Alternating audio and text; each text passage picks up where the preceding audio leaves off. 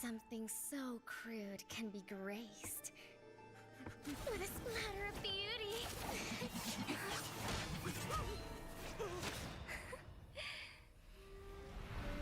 I'll get you out!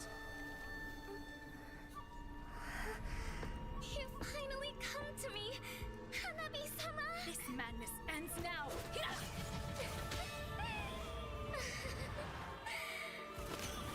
At last, I'm shivering with excitement!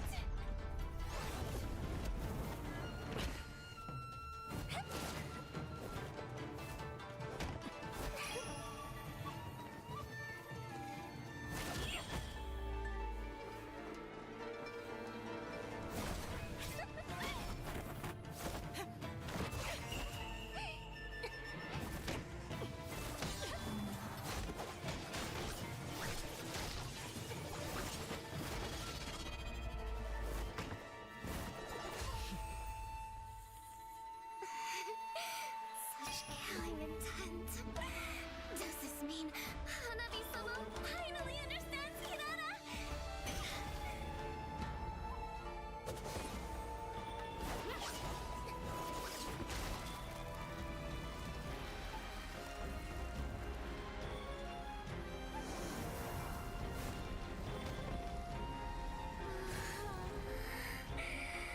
So warm. So beautiful. We can finally embrace eternity in hell.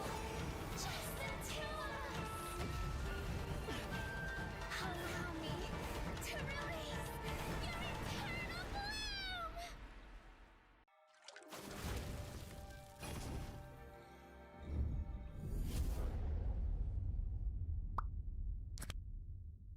The human body was built to move. Not trapped at a desk in one singular posture for 12 hours a day. It's time your chair evolved. This is Secret Lab Titan Evo. Ergonomically engineered for you, gamers, hybrid workers, artists, backing your every move.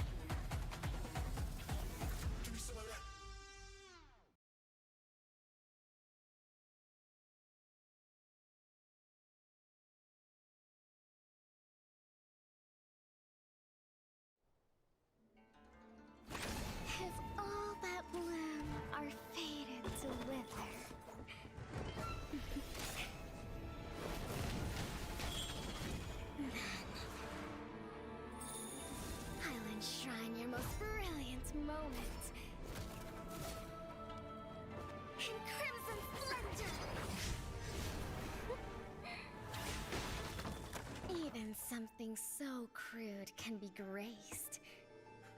What a splatter of beauty!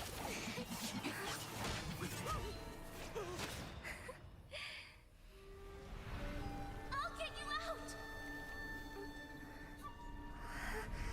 You finally come to me, Hanabi-sama! This madness ends now!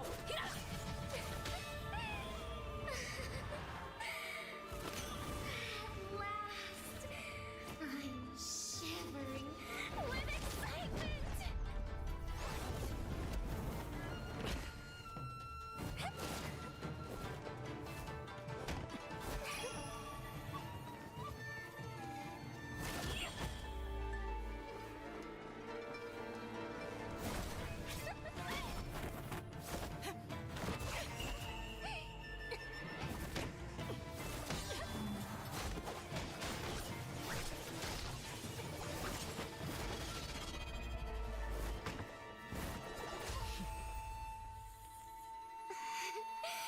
Such killing intent. Does this mean Hanabi-sama finally understands Kirara?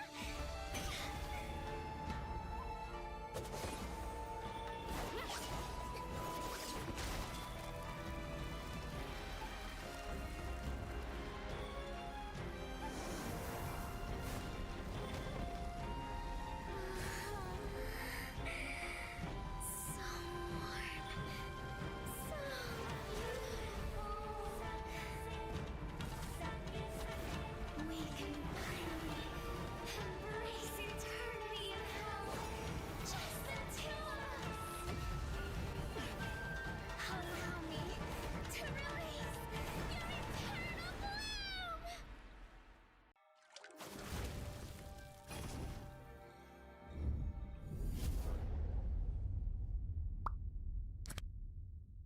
The human body was built to move. Not trapped at a desk in one singular posture for 12 hours a day. It's time your chair evolved. This is Secret Lab Titan Evo. Ergonomically engineered for you, gamers, hybrid workers, artists, backing your every move.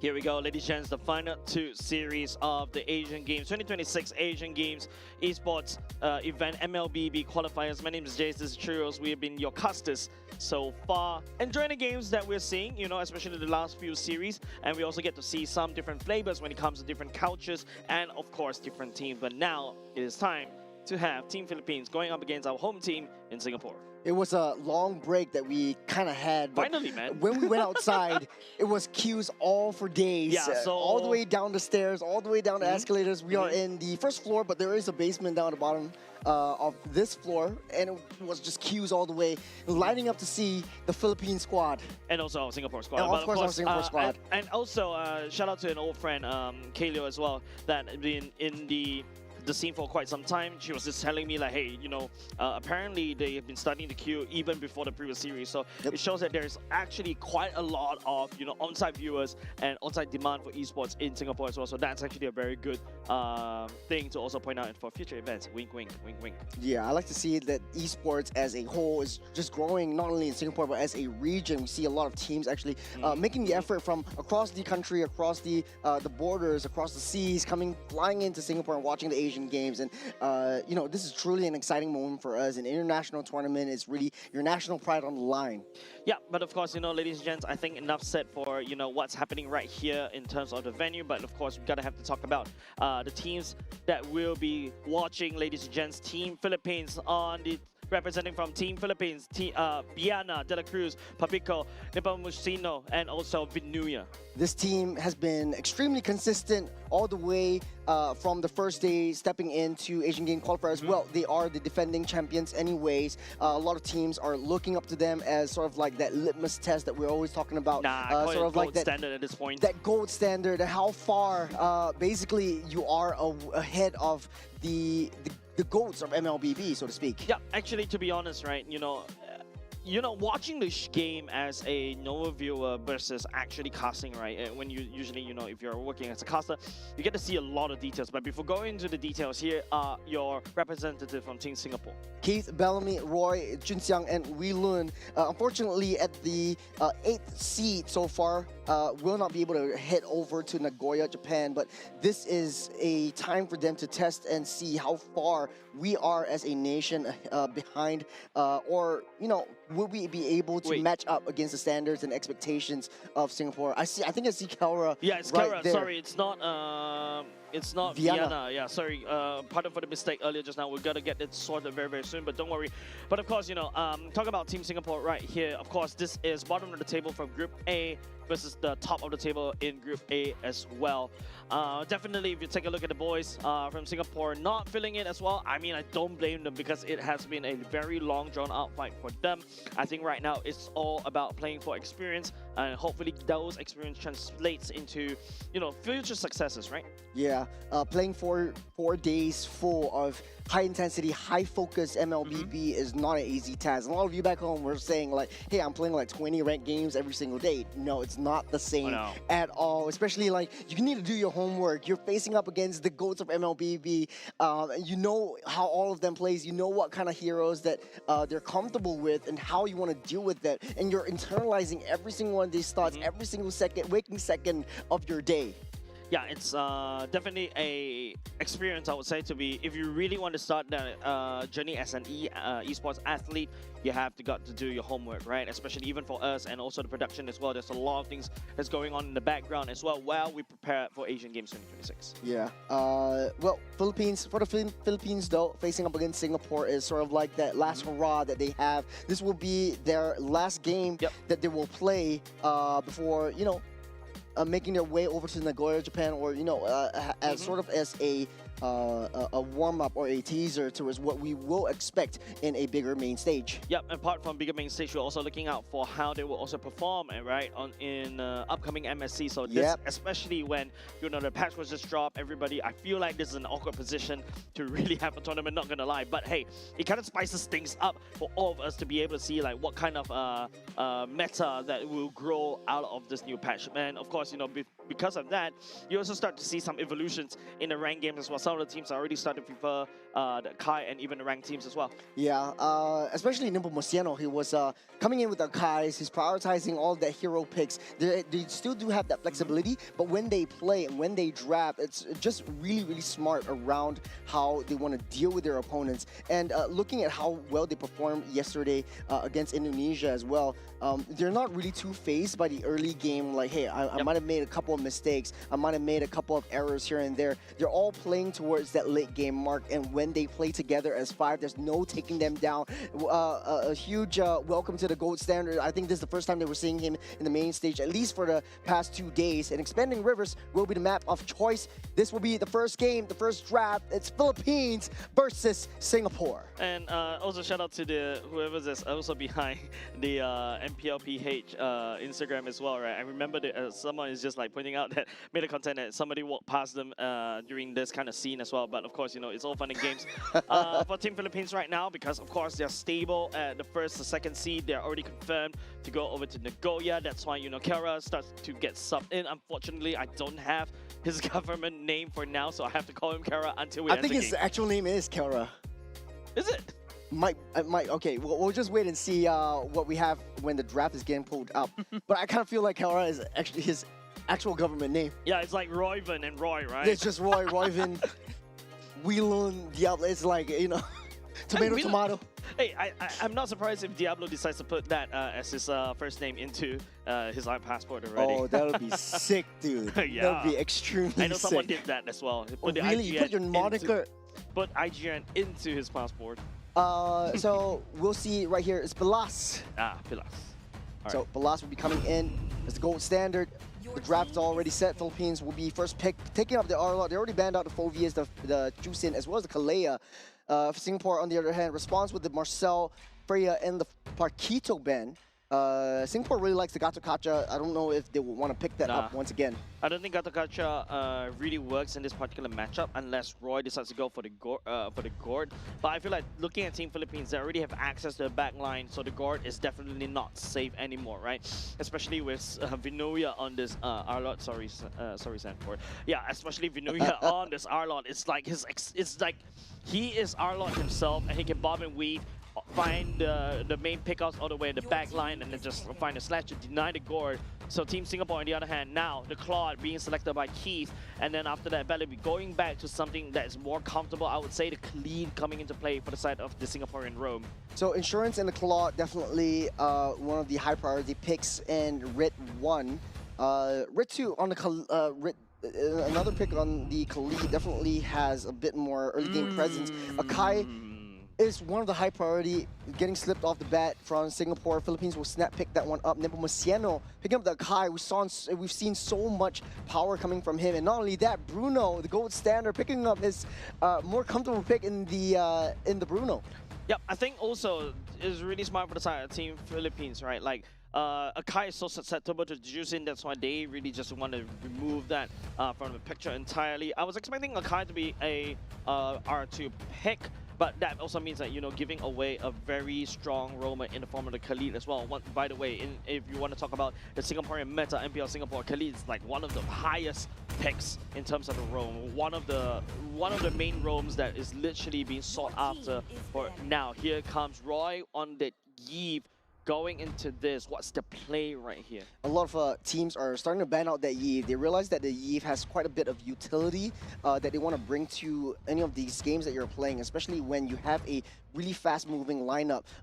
Quite a bit of a small counter is the Rapid Boots. A lot of marksmen are buying the Rapid Boots as a soft counter because it mitigates that slow effect coming in from the Crystal as well. What I like to see about in Singapore is that they like to play that zone control that we all know and love, but in the case of Team Philippines, they are playing that sort of I want to trap you in that jungle. I'm going to bait you out. I'm going to be protecting Bruno as far as I can to be able to gun you down one after another. I like how Team Singapore, I think they're also very susceptible because right now, once you show the Eve, you know, everybody will play in that box. The Mathilda bringing somebody over to the side of the flank, and then after that come in for that Eve is definitely something that I think KCP, Eugene doesn't want to deal with. at all. Sorry, I had to blink right there. Of course, Mathilda ban very wise coming out from Team Singapore, but now Team Philippines bans away the Bucks here.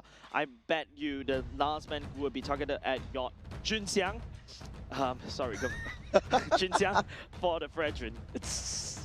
It's muscle memory, but at this point. Yeah, I think forcing Jinxiang in an assassin would be, I think, pretty good for Singapore. He's more comfortable with the assassins. In the community right here in sunny Singapore, he's known as one of the better assassin players. That's why he's being drafted into MPL Singapore. But unfortunately, though, he has to adapt and he has to change his pace in the way he wants to play around in Singapore. But this is Team Philippines that we're talking about. You don't want to leave anything to chance. And as far as we know, we really like to play these hard-hitting damage heroes. And like you said, the Fredrin being banned out. I like Team Singapore bans, legit. It feels like they really did their homework as much as they can. Congratulations on the Eugene, by the way. Happy Father's Day too. Okay, for the side of Cho, right, it is also something that De La Cruz has played tremendously, especially when De La Cruz is so active on the map all across the board. So yeah, blending away these two roams will alleviate at the very least. But then this also means that, you know, Team Philippines have access to other roams. I was thinking maybe even to a certain extent the Atlas, right, to slow down Khalid from rotating. The Marcel unfortunately banned as okay. Guinevere decided for the side of Team Singapore onto Junxiang. Yeah, Guinevere is basically the third pick in terms of, or maybe the fourth pick in terms of the jungle. It does have some tankability. Typically, you get the concentrated energy for a little bit more spell vamp, and then you go full tank.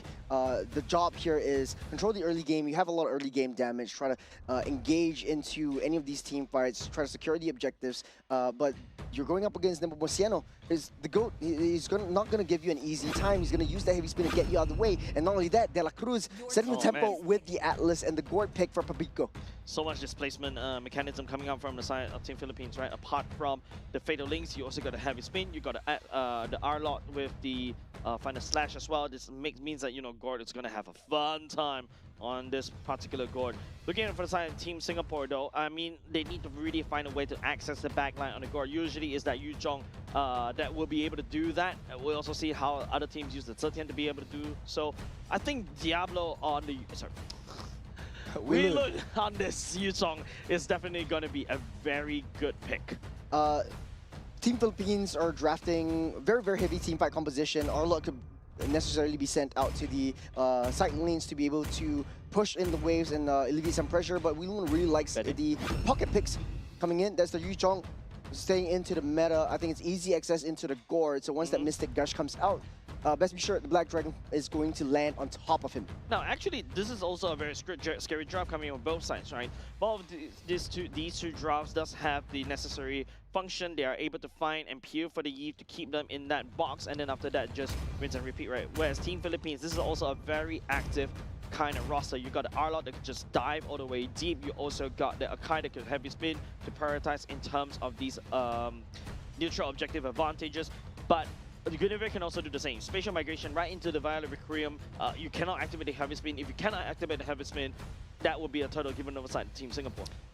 It's going to be a huge test for Singapore, and for Philippines, it is a last game to say goodbye in Sanarara and their time in Singapore over the AGQ as we jump into this first game between Philippines and Singapore. I like what Philippines has drafted for themselves. A lot of heavy CCs. You got the Final Slash, you got the Fatal Links, you've got the Bouncing Bombs, you got the Mystic Bombs, and you got the heavy spin to be able to disrupt, reposition, change the tides of battle.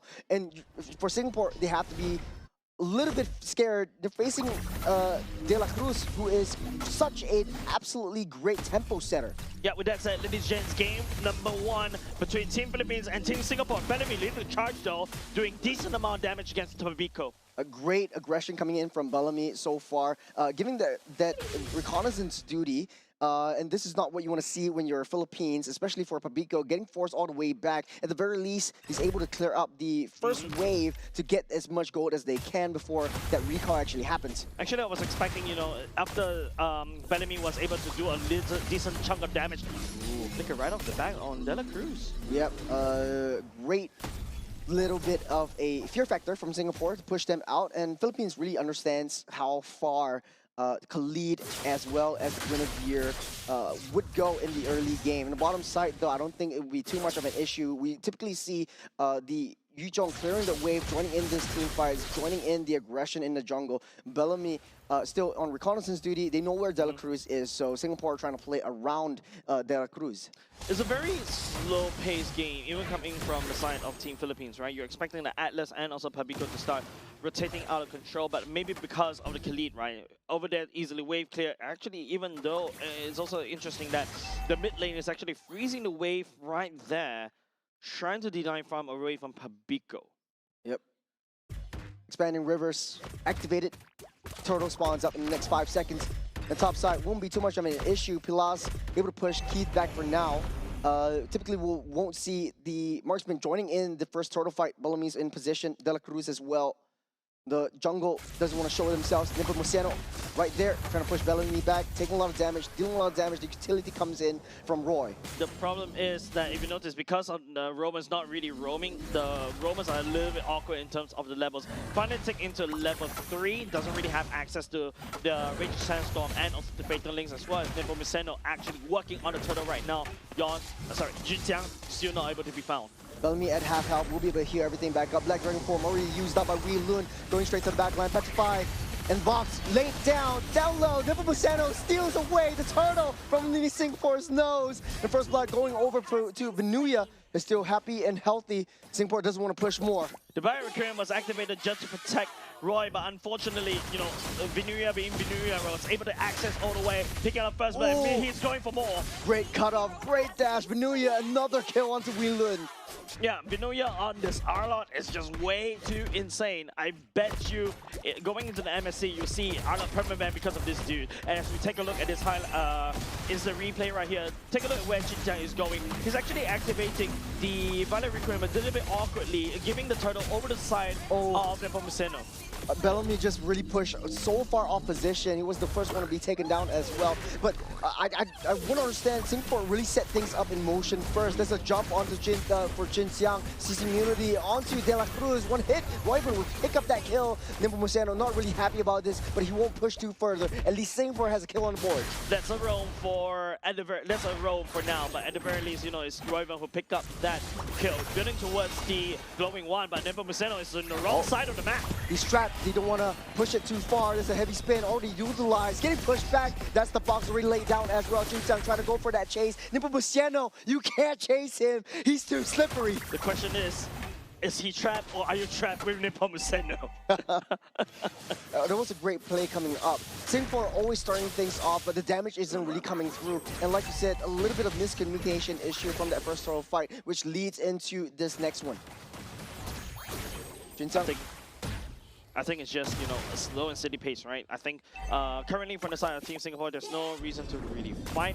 Interesting pathing coming from Keith to basically start farming in the mid lane. That's what I did to you just now during our ranked games. And then Keith is going to go all the way back to farm. He's looking to scale towards the later parts of the game, but Pillars on this Bruno should be able to scale even faster as compared to Keith. Oh, there's a stun for Jinjiang. No spatial migration for just a little bit. Singapore not in their best position. Bellamy giving that side, but he's in a little bit of an awkward spot. De La Cruz susses him out. That's a freeze. That's the little bit of a stuck up. No flicker. Ooh. That's the Raging Sandstorm, but the final splash with the final hit. And Venuya showing us who's boss. Black Dragon form already laid down. Venuya down low. There's a turtle taken away by Jinjiang. The Black Dragon form will zone everyone out, but Pilas is in the midst. He's tailing the damage, and Philippines pushes back. Onto Pabico as well, the Blazing Duet, the damage will be able to be found, and also at the same time, Singapore will be able to take away the turtle, but it is still members on the side of Team Singapore taking casualties. Underneath the turret is Venuya, another kill. De La Cruz coming off from the backside, Venuya still happy and healthy. McKeith will be down low, Nepomuceno coming in from the flank. That's the stun, that's the ball, that's the gush, and the laser seal the deal as Philippines dominating the early game. Team Philippines seems like they're loving this dance. They're literally toying the food from the side of Team Singapore, right? It's a lot of times an opportunity from the side of Team Singapore to be able to end up the kill, and because of that, they overextend a little bit too much.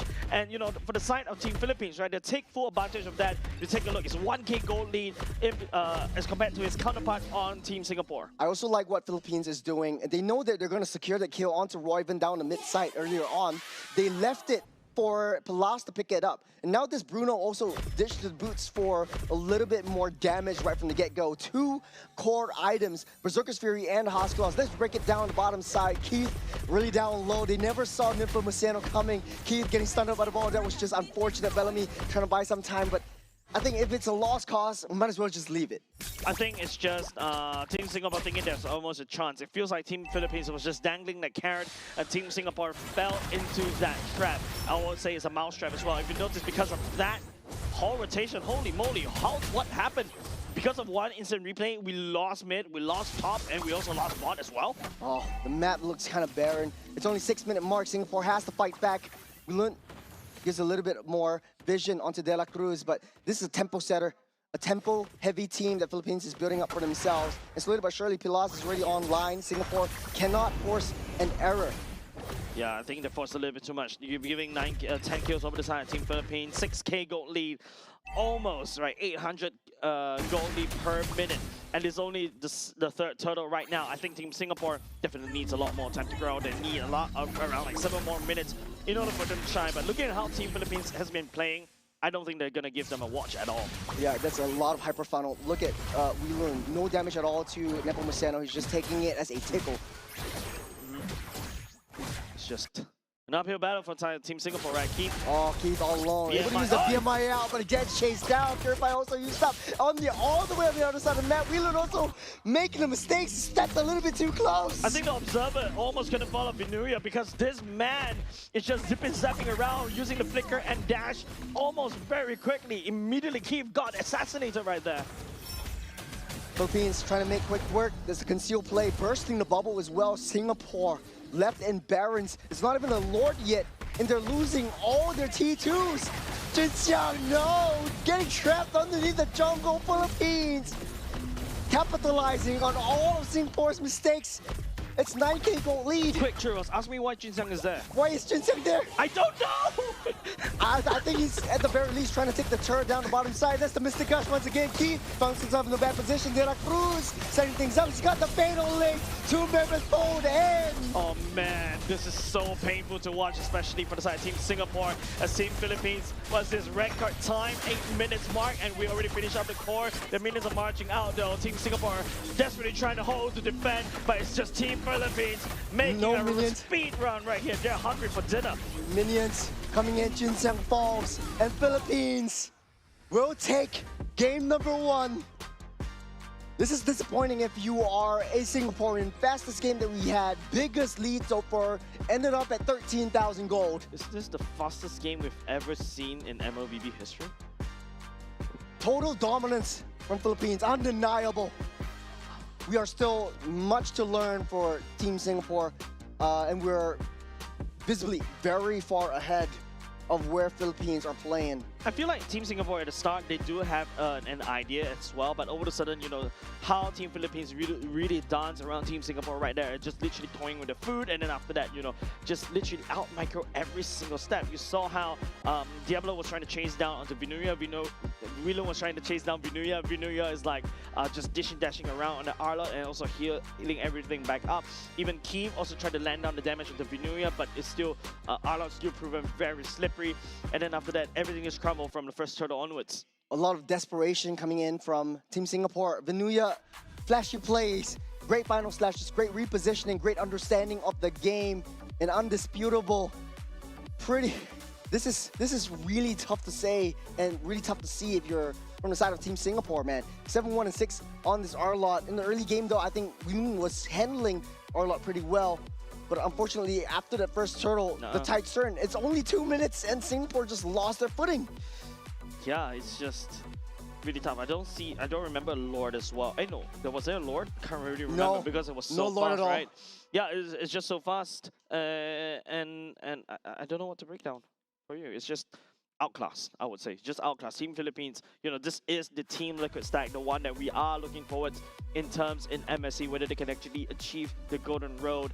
And they're looking like they're looking hungry, right? They're really going around and also just racking up all this experience, even right now in the 2026 Asian Games qualifiers as well. And yeah, and they're not playing around as well. No, they're not. Typically, if you're very far ahead, you don't really, you force the kills, you go for the kills, you get a little bit too bloodthirsty. Philippines not making that mistake. They're not jumping in without a second thought. They're all very methodical. De La Cruz setting things up as well. His only death was at the last moment when he was diving underneath that turret. An almost perfect game for Philippines. Yeah, 8 minutes and 58 Sub seconds. 9. Yeah, sub 9. I mean, not gonna lie, I think this is also one of the fastest games I've ever casted as well. There's not a lot of things I would say, I can say as well from the side of, in terms of breaking down of this, is just simply outclassed. It's just like, I think there was a bit of a fight around the turtle the turtle pit right there. After that, it's just, yeah, it's just going downhill right there, right? Team Philippines just literally sending a wrecking ball into the roster of Team Singapore, and they cracked open. Wow. It's just difficult for Singapore. At the first turtle, I felt like they did have a good setup. And we're only talking about first turtle because I think that's where the majority of the battle happened. And then Singapore lost their footing, lost 2 members or lost 3 members, and then they were just playing all over the map. They're not really having a second thought into anything in the game anymore. Yeah, I think that's just it. Like, Yep. after that, I think just everything just, I think went on haywire. I think that, I'm sorry, Charles. I know you asked me to be a color today. I've got nothing for you to, I've got nothing to say. Yeah, it's times like this that I'm proud to be a Filipino. You're not! I'm just kidding. You're not! How dare you? How dare you say that? Remember yesterday what you did? Yeah, a little bit of a butchering of the names coming in, but hey, for Philippines, I think this is just one of these games. They're just playing together as friends. It's just a socializing thing. Like in Singapore, we call it a little bit of a games with friends at a kopitiam. Where they're really playing around. Comfortable, very intelligent, clinical, methodical, and I think it's overkill to send Tiara the gold standard in the gold lane as well. I think it's just, Team Philippines, right, man? This is a stack that has been together ever since the M4 times, back in the good old days when they used to call it Team Echo, right? Like, this is a stack that is just been going around for a while now, and also trying to prove themselves on the world stage. And I think they did in M7, of course, but now, we're looking at MSC, we're looking forward to that one. And with all these meta change, it makes it feel like, this is where Kaltizi, Nepomuceno really truly shines, right? Like, going back into something of his comfort, and he's a very strong and flexible jungler. I think, enough said. And this is something that we've been all waiting for as well. Kelra, Bilas actually coming in with the Team Liquid stack, and quite refreshing to see how Team Liquid would actually do with the Onyx Gold Standard coming into the picture as well. This is the second game. Well, Jace, not much to say. I think there's way too much for Singapore to learn and adapt to for this one. Entirely just way too dominant. Philippines not giving up free kills. There was one sliver in the first 30 seconds of the game where Papico was almost taken out, but hey, they're not fazed by that. Well, I would say the silence is deafening, right? Like, now we're going to go into dangerous grass, and this is also where, Team Philippines can get very, very scary because of the rotations. They can start bushwhacking, and now it's a lot of pressure for Bellamy to really go around, opening the map. Maybe this is a time where he may pull off a Cho, because you really need to just go in and go out, check out every single map. But that's also something that, for the side of Team Philippines, De La Cruz can also do so as well. Yep, there is also a potential turtle strategy, but they're banning out that glue, which is pretty interesting. Okay, so first pick for Singapore. Akai is on the table. Singapore might need to pick that up, or prioritize even a Claude for Keith right here. But there's just way too many heroes. You cannot single out any one of the members of Philippines. Yep. Going to the bans. Phobias, Glue, Freya as well. You got the juicing. That means that, definitely Team Philippines may be looking at an Akai pick as well, unless Team Singapore wants to snatch pick that away. There's also other heroes that you also need to look out for. There's also potential Claude, Paquito, and Arlot. These are your 3 heroes that, for the side of Team Philippines, especially for the side of Vinuya, can comfortably place. Now we're back to Whelan onto this Paquito, Akai, and also the Arlot. Enough said. it might still be a little bit flex. Paquito could also go into gold lane. We've seen Keith play it before in MPL SG, but against Philippines, man, this is, yep, the R-Lot. I felt like Singapore should have banned out the comfort hero of Nagoya, and Nepomuceno actually looks really happy about this one. Yeah, I mean, like, I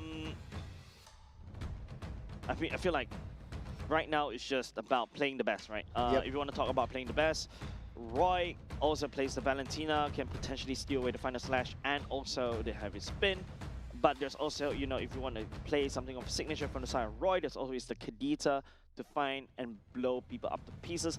However, this particular patch, Kadita is not really favored because you've also got your jungler, tank utility junglers right now who is kind of immune over the Kadita damage. Gord with the selection coming off the side of Team Singapore, and also the Bucks here as well. For Singapore, I don't think this changes too much. Paquito does have a little bit more damage, but facing up against the R-Lot, it's going to be suffering a little bit. And Paquito only excels once he reaches his core power spike at level 4. Cho is getting picked up. De La Cruz really loves this hero. We've seen how a lot of the other regions play it as well. Very annoying, very disrespectful.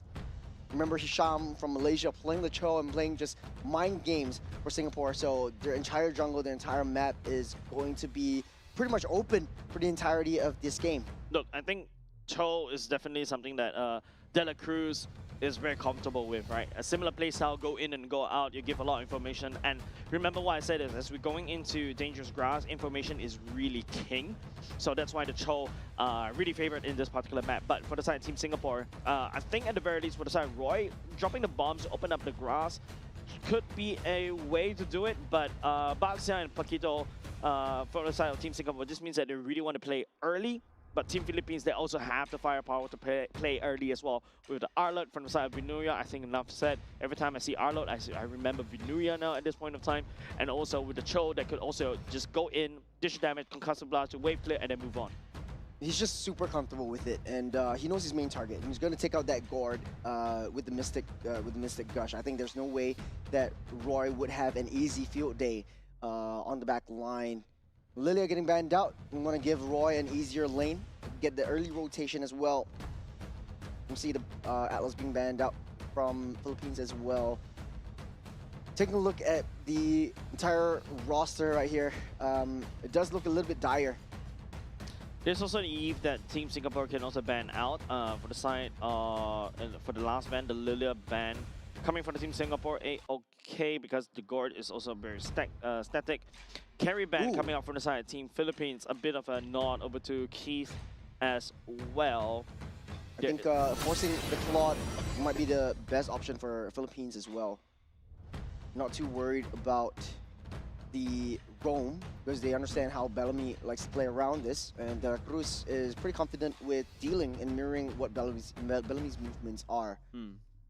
So for now, I think winning lane. It's about playing the best, right? Like Team Singapore, so far at the very least I can identify Wheelan is back on one of his comfort picks.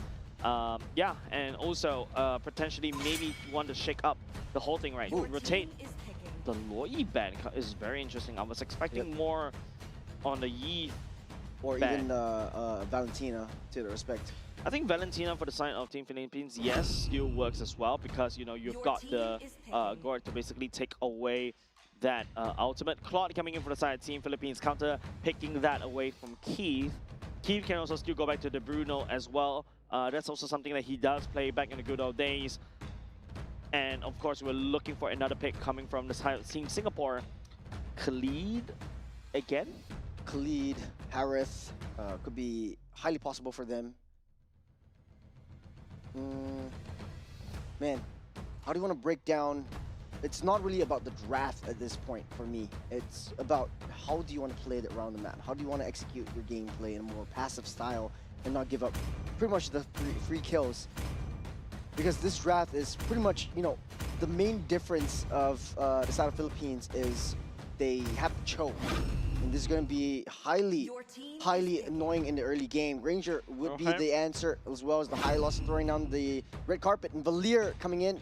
Papico looking really happy about that. Of course, if you're Valir, you deal against the high loss, you're just gonna start constantly spamming the Not only high fireballs loss, as the well. Boxer too, man. Boxia and the Paquito, you set out the steering turn on the wall. High loss at the very least, I can see how it can be used. The glorious pathway to basically slow down the retreat or also the advancement, and then everybody eats a gourd laser. I think that's okay. There's a lot of long range coming out from Team Singapore. To be honest, this drive from the side of Singapore, even for game number 1, is not too shabby either. But I feel like going into the game, the execution is where, you know, it's Team Singapore looking up at, you know, Team Philippines, who's at the top of this group, and definitely needs a lot more support than this.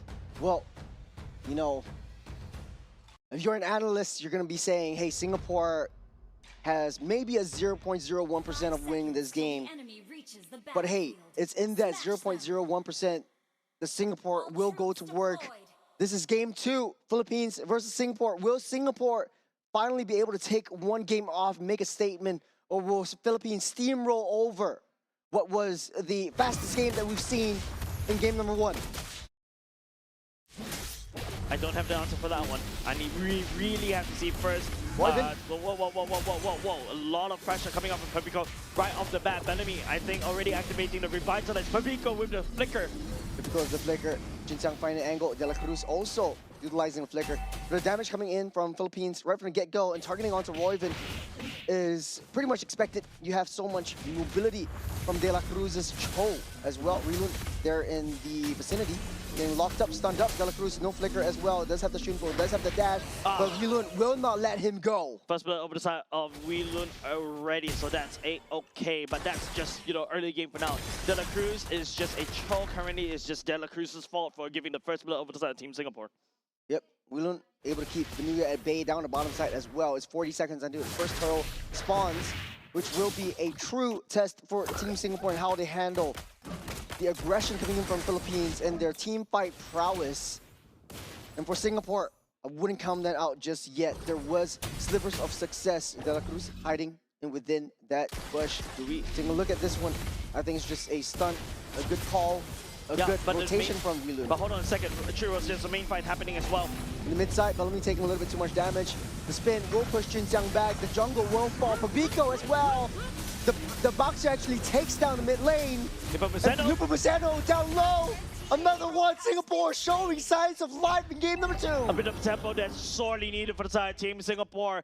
Team Philippines taking 3 deaths, 3 casualties as well. And that's also even before the turtle as well. So which means that Team Singapore has a bit of a chance to go over to the turtle. And even Roy using the Mr. Gus to try to finish. The final slash, but Relun secures that turtle. Is down way too deep. Jinxiang loses his life. Relun will be able to dash out. He's got that level 4. Bellamy in too deep. Will be stunned up, locked up, slowed down, waiting for the Goon Squad to end his life. Yeah, that's the Valir that is really scary, like, right? And Papico on this Valir is just constantly stun locking the likes of Bellamy and the likes of, even to a certain extent, Jinxiang as well. So it's, I think if you're Team Singapore, you have to be very careful. Don't forget, even though early game, heavy spin. That's lockdown of Jinxiang. The rest of the Goon Squad is right here. It's a 4-on-1. That's the collapse. As Philippines not happy about that team fight right before that turtle. Yeah, it's just a bit of a signs of life that was given over to Team Singapore, but over to the Team Philippines, you know, wrestle that control all the way back for once. We don't really have a goal lead that's swinging in the favor of either side for now, but Team Philippines, you know, there is still the Claw that's also scaling. Keith on the Grandeur is also should be able to lane bully as well from far, and I really need to see a lot more coming out from Bellamy, right? Bellamy on this high velocity to lead the charge to basically stun lock, and then after that, providing Royven with the Mystic Gush.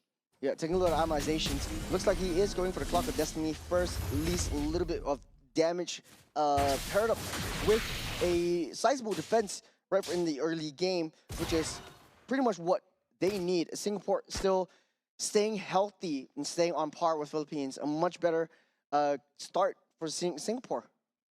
Yeah. Great start for now, but it seems like, you know, Team Philippines was able to stabilize that one. Looking to scale. We haven't seen Vinuia really you know, trying to find Weelun as well, because Weelun, you know, is a Paquito, does a lot of burst damage. It's something that Vinuya must be a little bit careful. Jinjiang rolling, looking for a target to crash onto, but decides to back off. It doesn't want to commit underneath that turret. That's way too risky. You have a pretty good lead. You want to risk yourself right before this turtle. We're starting things up. De La Cruz knows where Weelun is. Jinjiang hiding himself. Bellamy takes the short side of the map. We're going to punish De La Cruz from coming in too deep, but he's a Cho. He will be able to skirt that out nicely. The red carpet lays down. Jinjiang find an angle. The turtle gets a reset. It's all in the plans. It's Philippines. Toys with them. That's Vinuya with the final slash, pushing them away. Mr. Gush will deal a lot of damage as Vinuya gets sealed down underground by Weelun. But at the very least, that's a Paquito in the early game, right? Albeit the total completely forgotten by both of these two teams. But Team Singapore was able to at least get one kill all the way down for the side of Vinuya, trying to hold down the Arlot as Jinjiang picks up the second turtle. It is in that 1.1% that Singapore will fight back. It's in that 1.1%. The Singapore still has that fight left. They're not going down without trying their best. This will be one of their last few games as Bellamy, no. He's in the wrong position, getting kicked back. He's slowed down. Bellamy delaying his death. The red carpet lays down, but a little bit too late. De La Cruz left all alone. Wolf skirt back out. Philippines just leading the charge underneath that turret, underneath the base, but on the back line, Weelun dealing a lot of damage. Mr. Gush comes in a little bit too late. Keep from back line, might be able to hit it. That is Weelun with the charge, with the jab, and with the flick of play. Diablo. Oh, Diablo still not on woods just yet. Nippo will punish him for getting a little bit too deep. That's a mega kill from Nippo. As Philippines leading the charge, you're not too happy about what Singapore has done to them. At the very least, there's a bit of a trade coming in between both these two teams. To be honest, this is also Team Philippines playing a little bit weird as well, right? They're overcommitting a little bit too much over to the side of Team Singapore, but that's also because they're kind of expecting Royven on this guard to unleash the Mystic Gush earlier just now. Team Singapore literally gave Jinjiang and also Bellamy over to the side of Team Philippines, and now Team Singapore leading the siege up top. Might be overextending though. Jinjiang makes a U-turn, take down that T1, getting out of there. Singapore got what they want. Philippines still on par, neck and neck with Singapore still. Maybe they got the note from the producer, hey, too fast, game number 1. But of course, you know, game number 2 this time around, a lot more signs of life coming in. And this is a very awkward fight, right? Look at Royven's positioning. Yep. There's a lot of chance and opportunities for the fact that you can use the Mystic Gush, but maybe because they're afraid and they're also waiting for Weelun to come in to land down the punch. And after that, you can see Weelun with the flicker punch at the same time will be able to find Papico's mark right there, pick up the killing spree, and now you got a Paquito that is slowly scaling. That's beautiful. And also, you have Nippo way too deep into enemy territory, and like you said, overextending on that one. They was not aware that Weelun was around the vicinity. De La Cruz heading deep into the jungles, into the purple buff area. Turtle getting pulled out by Philippines. Bellamy giving that vision play. Jinjiang ramping up for that spin, ramping up for that roll. Royven a little bit too late. No Mystic Gush for now, as Philippines ramping up the charge, just pushing in back. Bellamy will be the first to fall though. Slowed down, stunned up, but buy some time for Team Philippines. That's the final slash on the 3. Singapore is in shambles as Philippines runs over them. Yeah, I would say it's just Vinuya running over there. The fight is not over yet. Look at Weelun on mid side. He's pushing in. He's buying some time for Singapore. He's got that fight. This is a very awkward game. I'm pretty sure Coach Aeon also would not approve of this kind of messy brawls that Team Philippines is throwing at Team Singapore. But at the very least, you know, Coach Aeon is definitely going to have a little bit of identity crisis right now. Yep. At the very least, though, Singapore trying to find trades. At the very least, Weelun does have that damage, but he is on a timer. The longer this game goes, Philippines is constantly going to scale up. They're not going to only have to deal with Papico, De La Cruz, and Vinuya. They're going to have to deal with a huge melting damage from Pilas. Yeah, I think it's just that, you know, Weelun is trying to find an angle to come in, but the Glorious Pathway is used to basically pull back and retreat. Yep. At least he knows that bottom side. I can't believe that this wasn't a replay. I thought we've been here before, Jace. Yeah, definitely, right? Jinjiang, no. Oh, Weelun! With a 2-man hit up from that bottom side. Jinjiang's all left all alone right now. Nippo already overextending, but it's 8 kills for the Sakai. Look, if you want my expert analysis, I would say Weelun did a very good job earlier just now. You know, split pushing a little bit, put some pressure, put some flanks, So at least Willen's doing a great job as a Paquito. But don't forget, Team Philippines There's is a on reposition. Escaticom. There's a reposition. Won't be able to chase that one up. Vinuya taking a lot of hits. Will be able to dash out. One more hit. One more hit. The long and Vinuya gets out. The red carpet falls, but they don't want to chase it too much. You're going to push that situation. Pushing Bellamy all the way back. De La Cruz coming in. That's the kick. That's the jump. That's the stun up. That's Keith with the kill on De La Cruz. The laser coming out from Roy and also Kiv land down the shot.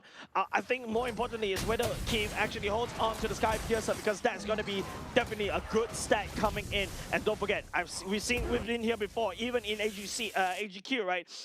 Yeah, thank you very much. Sky Piercer stack is already here, and you know, we've been here before. When the Granger starts rolling with Savages, and after that Maniacs, because of the Sky Piercer stack stacking up over and over again, yeah, this Granger may be a very scary Granger. Pabico forced to use the flicker, forced to use the ultimate. No major resource already utilized. De La Cruz very deep in. On the back, Vinuya finding an angle for a final slash. He's holding on to that one. Chunsen gets repositioned back all the way. No more boxing for this first Lord take. Singapore extended a little bit too far, Jace. Bellamy over next to fall. They keep slowing him down. Yeah, and that's the power of Pabico and also the rest of the members from the side Team Philippines, right? It's just a constant slow roasting of Team Singapore, one after another, on top of with Pabico and alongside with Pillars, of course, with the corrosive side already. There's nothing. Wait, he didn't even have it. My God. For an extremely close fight where Singapore kind of won it out and equalized the economy line, Philippines economy scaling up. We haven't seen Pilas actually fully committing with a Blazing Duet or any of these big damage moves. He does have the Holy Trinity. Let's take a look at the replay to see what actually went down. Yeah, I think it's just, you know, the overwhelming amount of damage that Pilas and also Vinuya alongside with Nepomuceno. Nepomuceno is CC constantly stun locking onto Bellamy, and then after that it's just, you know, Royman already better flickered. There's no way that the Gord, even though riding on a skateboard, you expect him to actually zoom, room, but he cannot actually run away. What you can't run away from as well is the Lord marching from that top. It's Philippines trying to sync up that wave. Wilun trying to find any consolation that he can with the split pushes. I think that is the strategy that he wants to go for. As Nepomuceno keeping the bottom side busy. Lord being chauffeured upon by 4 members of Philippines on that top side. The crash will land. That's the final slash on the 2. A little bit too close for comfort right there. So Rick up and gets laid down. But that's a lot of damage from Keith on the backside. Nepomuceno pushing everyone back out. That's counter re-engage. Great engage coming up for the side. Nepomuceno will be able to find the back line and then start pushing into... Oh no, another one. The final slash on Wilun. He gets caught out. Keith still staying happy, still staying fine. That's an 11-minute game. They still have the minions on the mid side. Being cleared out by the side. Keith flickers forward. Okay, that's going to be a Sky Piercer. Pilas going in. Pilas going in. He will seal the deal. That's the gold lane versus the gold standard. Philippines are pushing it in. Bellamy comes out, but there's nothing much that the Highlands can do. He's still got Royven though. Keith is still needed. It's 25 seconds. The final slash once again, Jace. Man, Vinuya is finding all this final slash. It feels like, you know... Missed the gush. Already laid down, Bellamy. Taking a lot of hits. There's Pilas, no minions, no problem. They still got another fat wave coming in. There's 3 members out for Singapore, and Philippines showing their discipline, getting the heck out of there. Well, Nepomuceno was actually rubbing his nose just now as he's playing. You can see, hey, I just need one hand. But jokes aside, right, it's just Team Singapore right now has 2 open bays that they need to defend from. And I feel like there's 2 or 3 times that Vinuya was able to find amazing final slash. This is Exhibit B. This is the second one already, right? Right? Yeah, because don't forget, final slash, the cooldown is so short, and that's why Vinuya was able to spam all across the board. And now with Keem right there, I think he definitely has to try to do something, right? Overcommitting over to that one, Pillars also flickering, also finding that kill as well. So yeah, being able to deny Key from building up the Sky Piercer stack is something that Team Philippines is looking to do. I think for Singapore, they're giving way too many free kills over the Philippines. And for Singapore though, Nepomuceno almost getting caught out. That's the jump by the box here. It's Philippines slowly pushing it in. They're 10k gold lead ahead. Singapore will not be able to contest for this Lord. It will go over the hands of Philippines unless, you know, a miracle happens. But it's way too fast. Yep, that's the blitz. Philippines will pick that one up. Yep, blitz it up very quickly. There's I would say it's a little bit difficult because definitely Team Philippines has already scaled, and now, okay, maybe this is a way they can do it. A stun onto Nepomuceno, able to push Bellamy back. That's a counter re-engage. Philippines is so fast and so far ahead. It's the push back on the whip of the Dragon. Bellamy gets caught out. He will be the sacrificial lamb once again.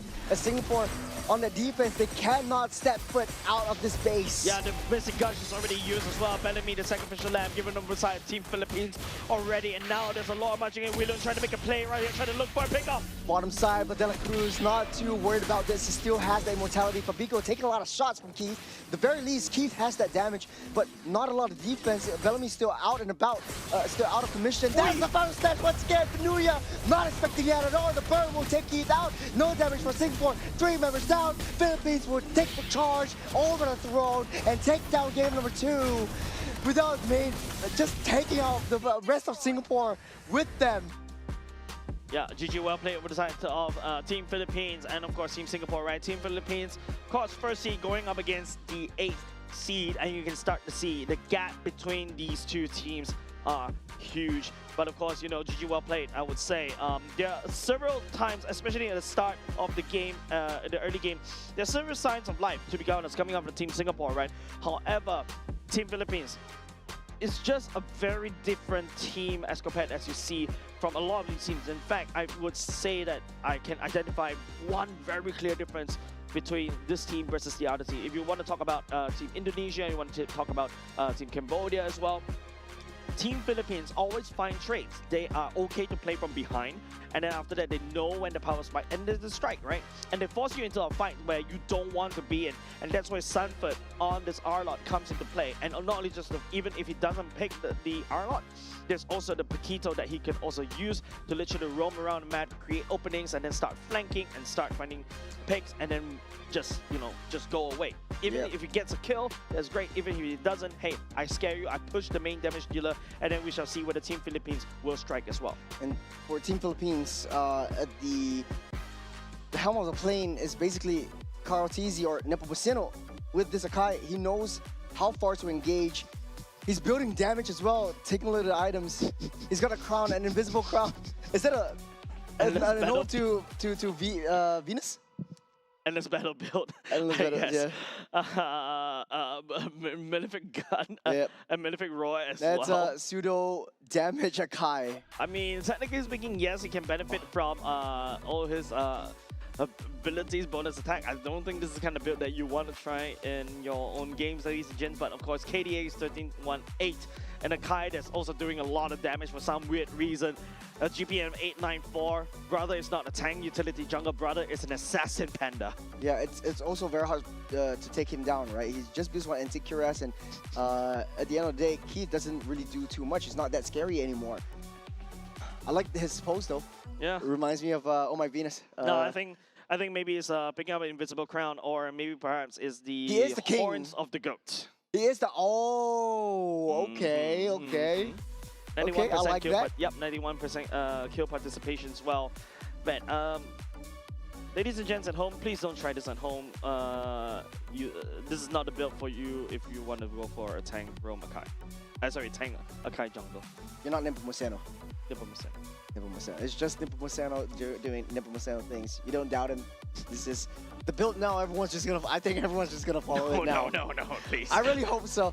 But at the end of the day, thank you to Singapore not only for this game. They had their hearts out in this game. It's not an easy fight for Philippines, at least in the early game. But Wilun just trying his best, doing whatever he can. But at the end of the day, Singapore 8th seed, still unable to make their way to Nagoya, Japan for the main stage. But hey, thank you for hosting the AGQ.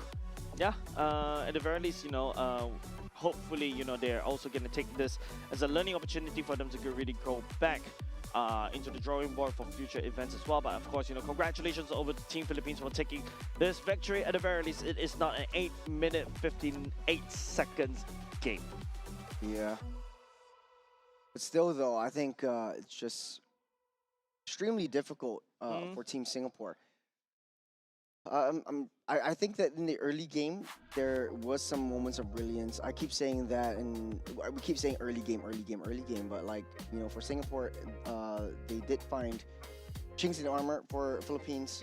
Started making mistakes, but when Nagoya came online, he really came online, and the entire early game was without Palas. Palas was just doing Palas things. It was just farming up. And once the clock comes in, it's basically a losing battle for Singapore. Yeah, of course. Like I mean, Pabico also on the Valere, right? You can start to see the potential of the Valere in this next patch. Even if you don't have the juice in the Valere, it's also a worthy opponent to deal with this Akai as well. Let's take a look at the standings as well. Team Philippines solidly on the top, first seed. Cambodia following suit. Team Indonesia, Myanmar, Malaysia, Vietnam, Laos, and Singapore down at the bottom. Of course, congratulations over to the Philippines and Cambodia. Technically speaking, they've confirmed that they're going to Nagoya. But I would say in terms of the middle of the pack, especially if you want to talk about the Team Vietnam, Malaysia, and Myanmar, still a bit shaky. It's almost that. It feels like, we're just waiting for the concrete to dry. I would say it's already 15% dry by now. But this also will definitely depend on the match, especially in between on the other stage, which is going to be Vietnam versus Malaysia. Yeah. But that being said, though, I think next match in the up on stream will be in Indonesia versus Cambodia. This is going to be a huge test for Indonesia as well, and will be potentially it will be their last game. Yep. And Cambodia actually took down Philippines. Malaysia unable to take down Cambodia. Will Indonesia be the weakness that Cambodia has is yet to be seen in the next game? Yeah, and it feels like Team Cambodia is literally going around collecting the trophies of all the NBL regions, heads right? of gods. Yeah, literally, like 2-1 Team Philippines, 2-0 Malaysia as well. I mean, Indonesia, you're going for them next. Yep. This would be very interesting. Indonesia had a previous win just now against Myanmar, so riding the high of that momentum.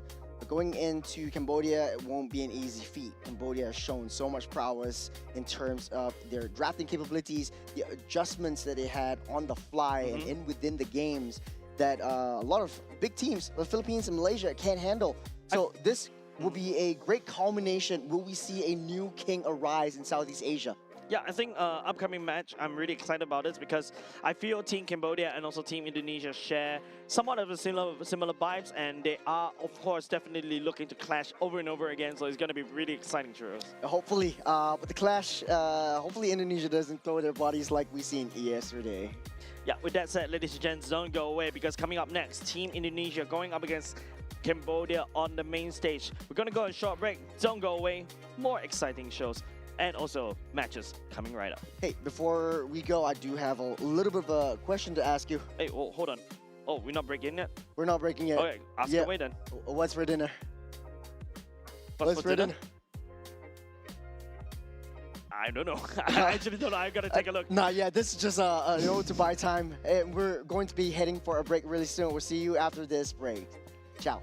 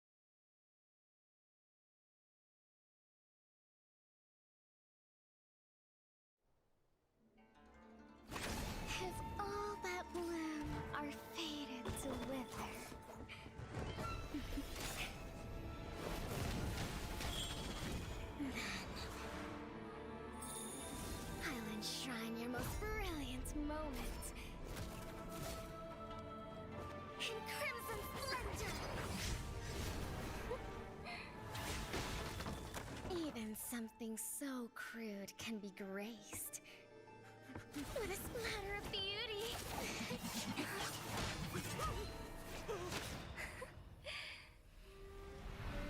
I'll get you out!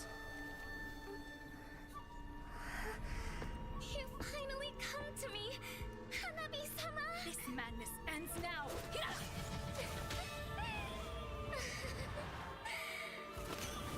At last, I'm shivering with excitement!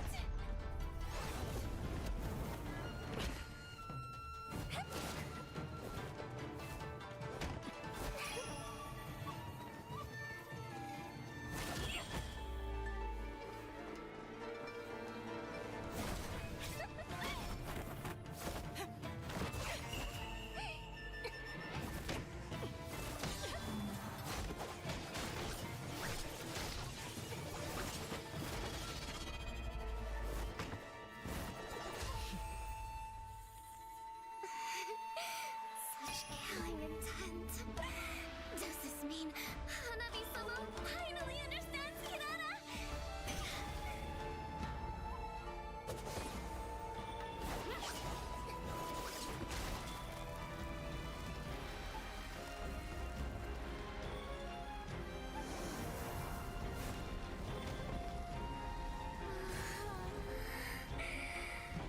So warm. So beautiful. We can finally embrace eternity in hell. Just the two of us. Allow me to release your eternal bloom.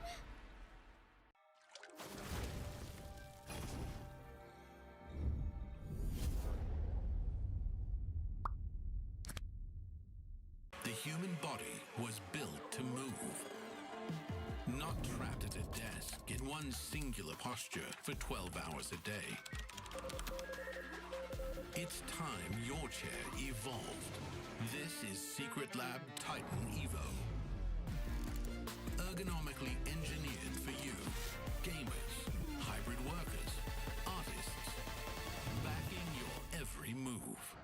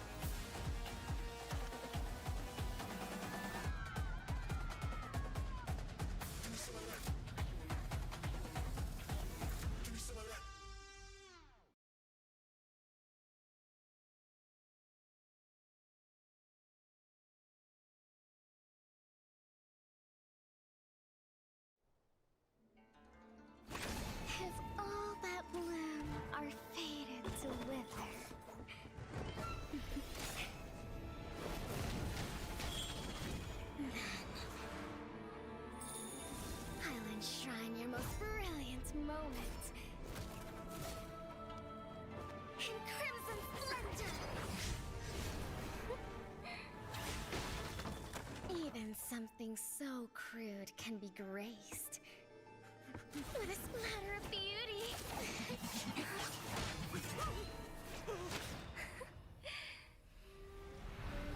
I'll get you out! You finally come to me, Hanabi-sama! This madness ends now!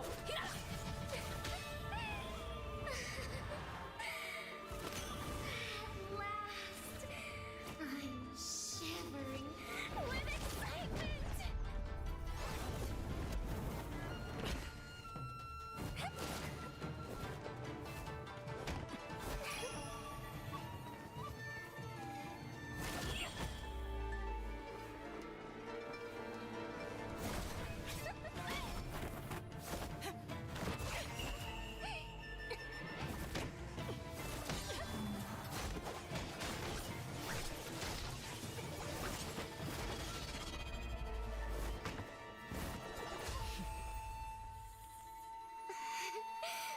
Such killing intent. Does this mean Hanabi-sama finally understands Hirara?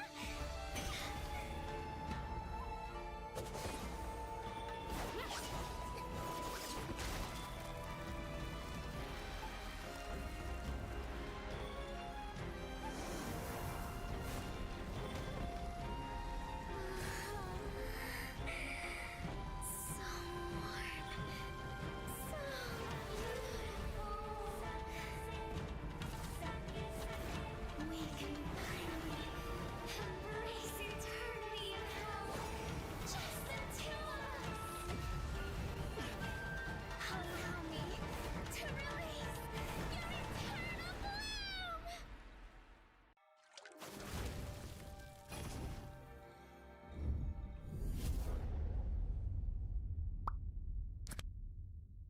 The human body was built to move. Not trapped at a desk in one singular posture for 12 hours a day. It's time your chair evolved. This is Secret Lab Titan Evo. Ergonomically engineered for you, gamers, hybrid workers, artists, backing your every move.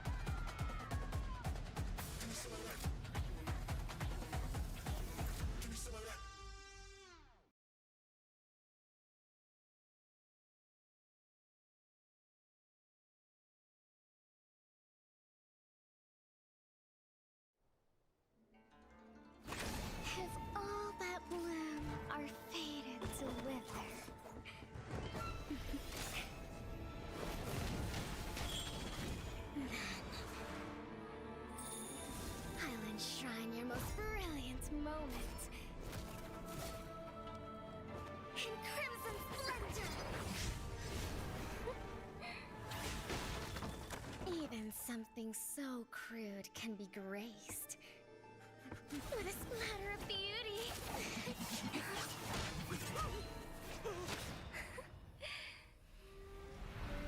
I'll get you out! You finally come to me, Hanabi-sama! This madness ends now!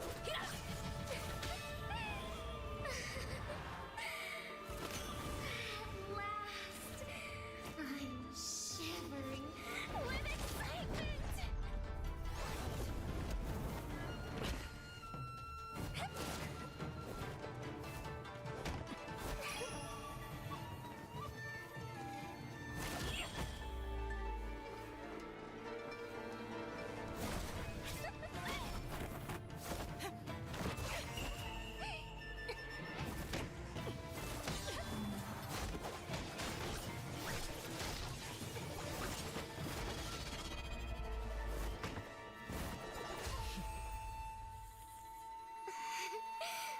Such killing intent. Does this mean Hanabi-sama finally understands Hinata?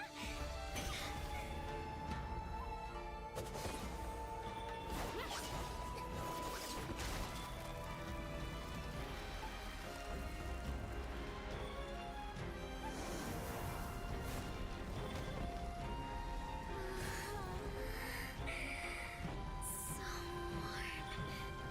So beautiful. We can finally embrace eternity in hell. Just the two of us. Allow me to release your eternal bloom.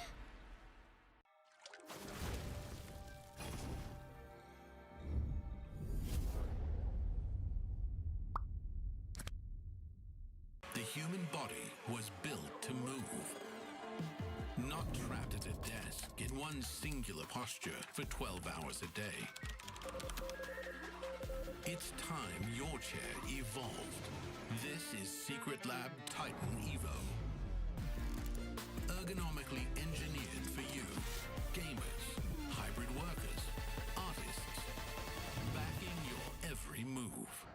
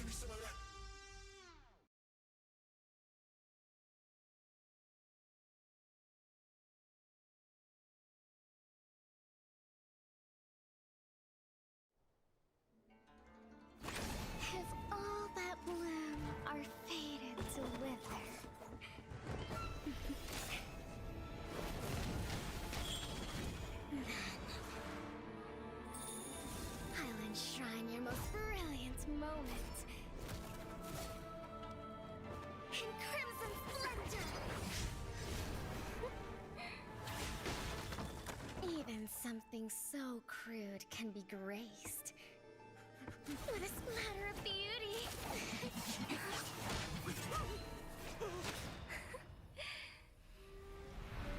I'll get you out! You finally come to me, Hanabi-sama! This madness ends now!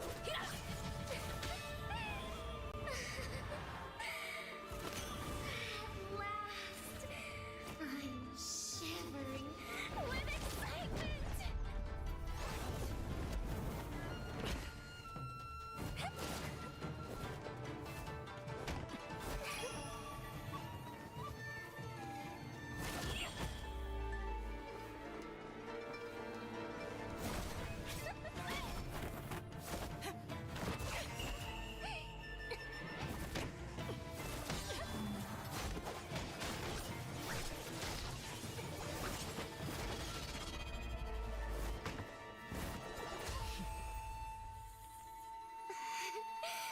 Such killing intent. Does this mean Hanabi-sama finally understands Hinata?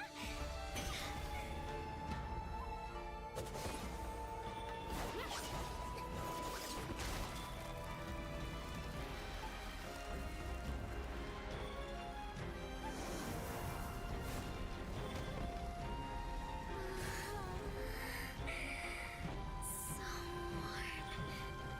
So beautiful. We can finally embrace eternity in hell. Just the two of us. Allow me to release your eternal bloom.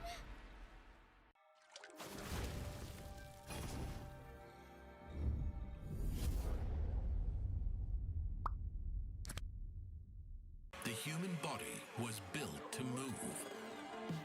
Not trapped at a desk in one singular posture for 12 hours a day. It's time your chair evolved. This is Secret Lab Titan Evo. Ergonomically engineered for you, gamers, hybrid workers, artists, backing your every move.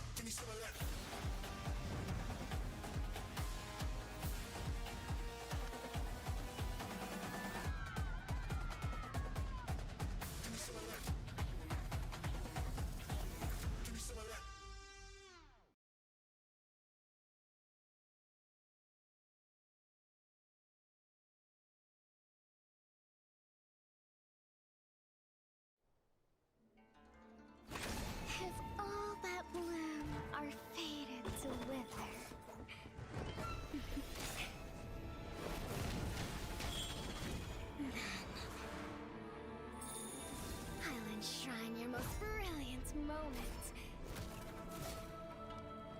In crimson splendor! Even something so crude can be graced with a splatter of beauty.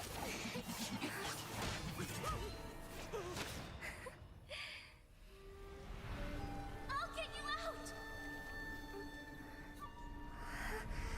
You finally come to me, Hanabi-sama! This madness ends now.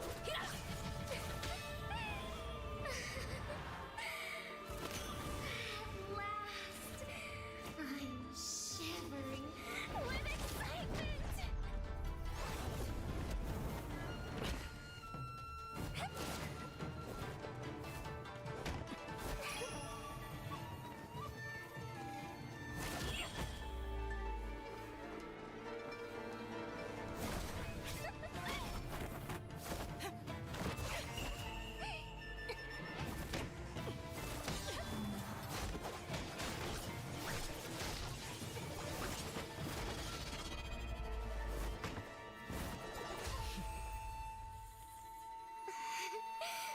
Such killing intent. Does this mean Hanabi-sama finally understands Hirana?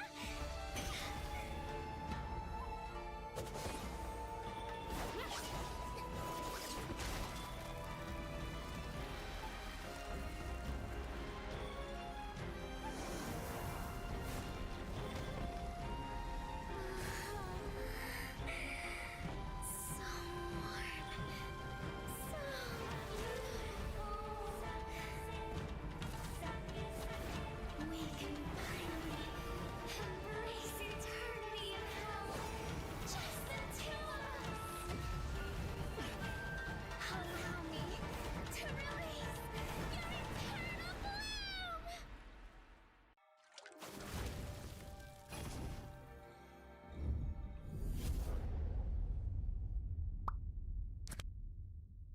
The human body was built to move. Not trapped at a desk in one singular posture for 12 hours a day. It's time your chair evolved. This is Secret Lab Titan Evo. Ergonomically engineered for you, gamers, hybrid workers, artists, backing your every move.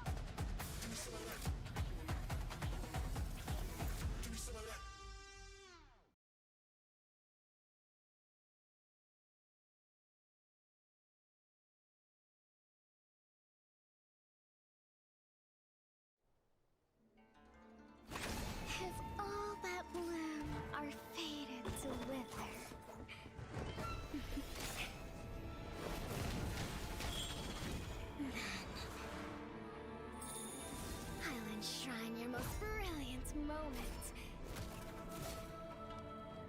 in crimson splendor.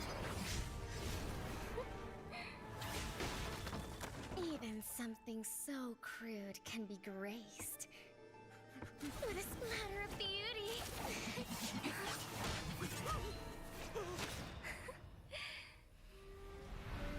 I'll get you out! You finally come to me, Hanabi-sama! This madness ends now. At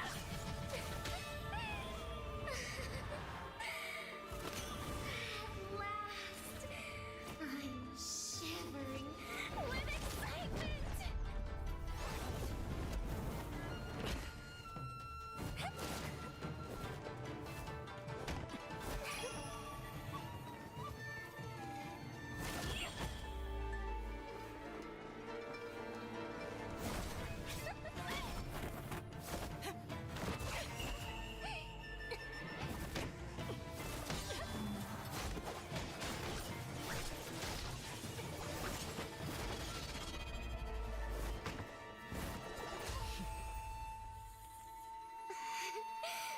Such killing intent. Does this mean Hanabi-sama finally understands Kirara?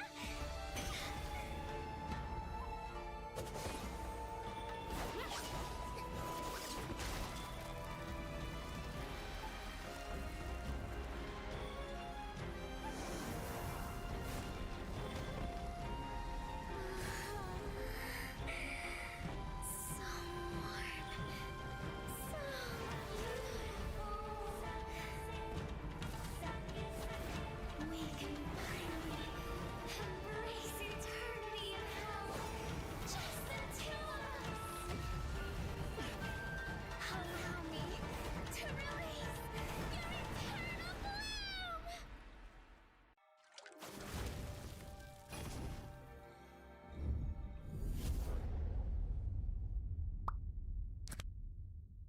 The human body was built to move. Not trapped at a desk in one singular posture for 12 hours a day. It's time your chair evolved. This is Secret Lab Titan Evo. Ergonomically engineered for you, gamers, hybrid workers, artists, backing your every move.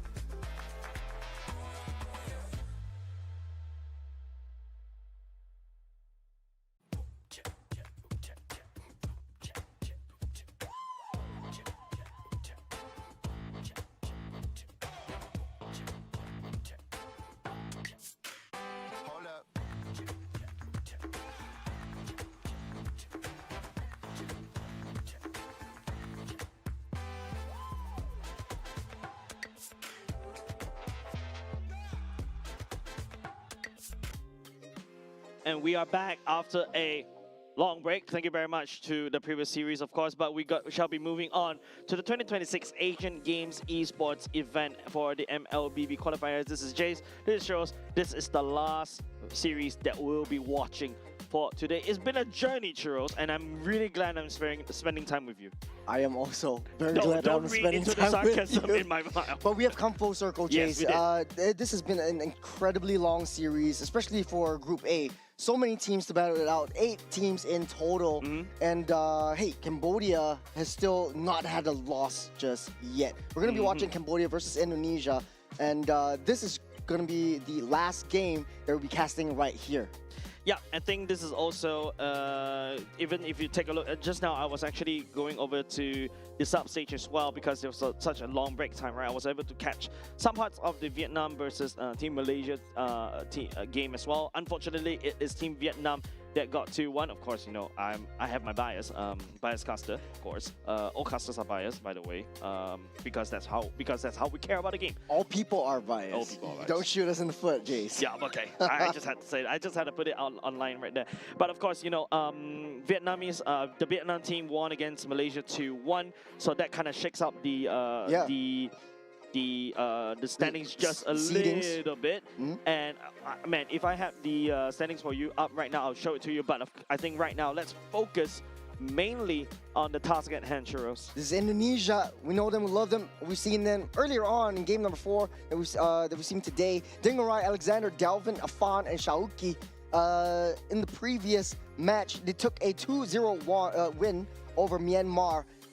Quite a bit of a shaky start, especially game number 1. Yep. Game number 2 really came back strong, held a dominant performance, consistent all throughout the game. Yeah, I think that's the kind of performance that you expect coming from Outer Eagle, Team Indonesia, going into representing their home region as well, right? And also, there's a lot of things that I feel like for the side of Team Indonesia could also potentially fix, right? There's certain cases where, you know, Alexander was a little bit sus right there, and also sometimes, you know, Talbot actually took the Matilda guiding win that's supposed to save onto Afan. But with that said, let's take a look on the side of Team Cambodia, represented by Favin, T. Udom, Sovan Chanmakara, and Nem Chandavan, and He Meng Hong. I think you're just butchering their names right now. We all do. But hey, we might not be able to say their names, but we know what they do. They let their actions speak louder than words. That's right. They have been destroying the Titans, taking down Philippines, taking down Malaysia, top of the seeds in terms of the MPL rankings as well. Now their final test will be Indonesia. And if anyone would be able to take them down, it would be Indonesia. We'll see when we jump into the draft. But so far, no losses just yet. Haven't dropped a game in the qualifiers. Haven't dropped a series in the qualifier. Did drop 2 games throughout the qualifiers, namely towards Team Philippines and also Team Myanmar as well. But in the end of the day, Team Cambodia still emerged top, winning that series in the 2-1 fashion. So technically speaking, almost near flawless game. But of course, when you look for the POV of their series wins, yeah, they look flawless as of now. Yeah, they kind of operate a little bit like Team Philippines. It reminds me of like in the early game, they might be shaky from the start. They're taking the kills, they're dropping their bodies, but they don't let that falter in their minds, and they're just always pushing back. In the last, in the mid to late stage of the game, they're always playing that death ball that we kind of know and love. So Indonesia does have a little bit more information. They played every single game already. This will be the last game. Indonesia definitely needs to get their homework out. I think Team Indonesia, in terms of homework, it's not only just about the enemy teams as well. I think there's a lot of things that they also have to suss out on themselves.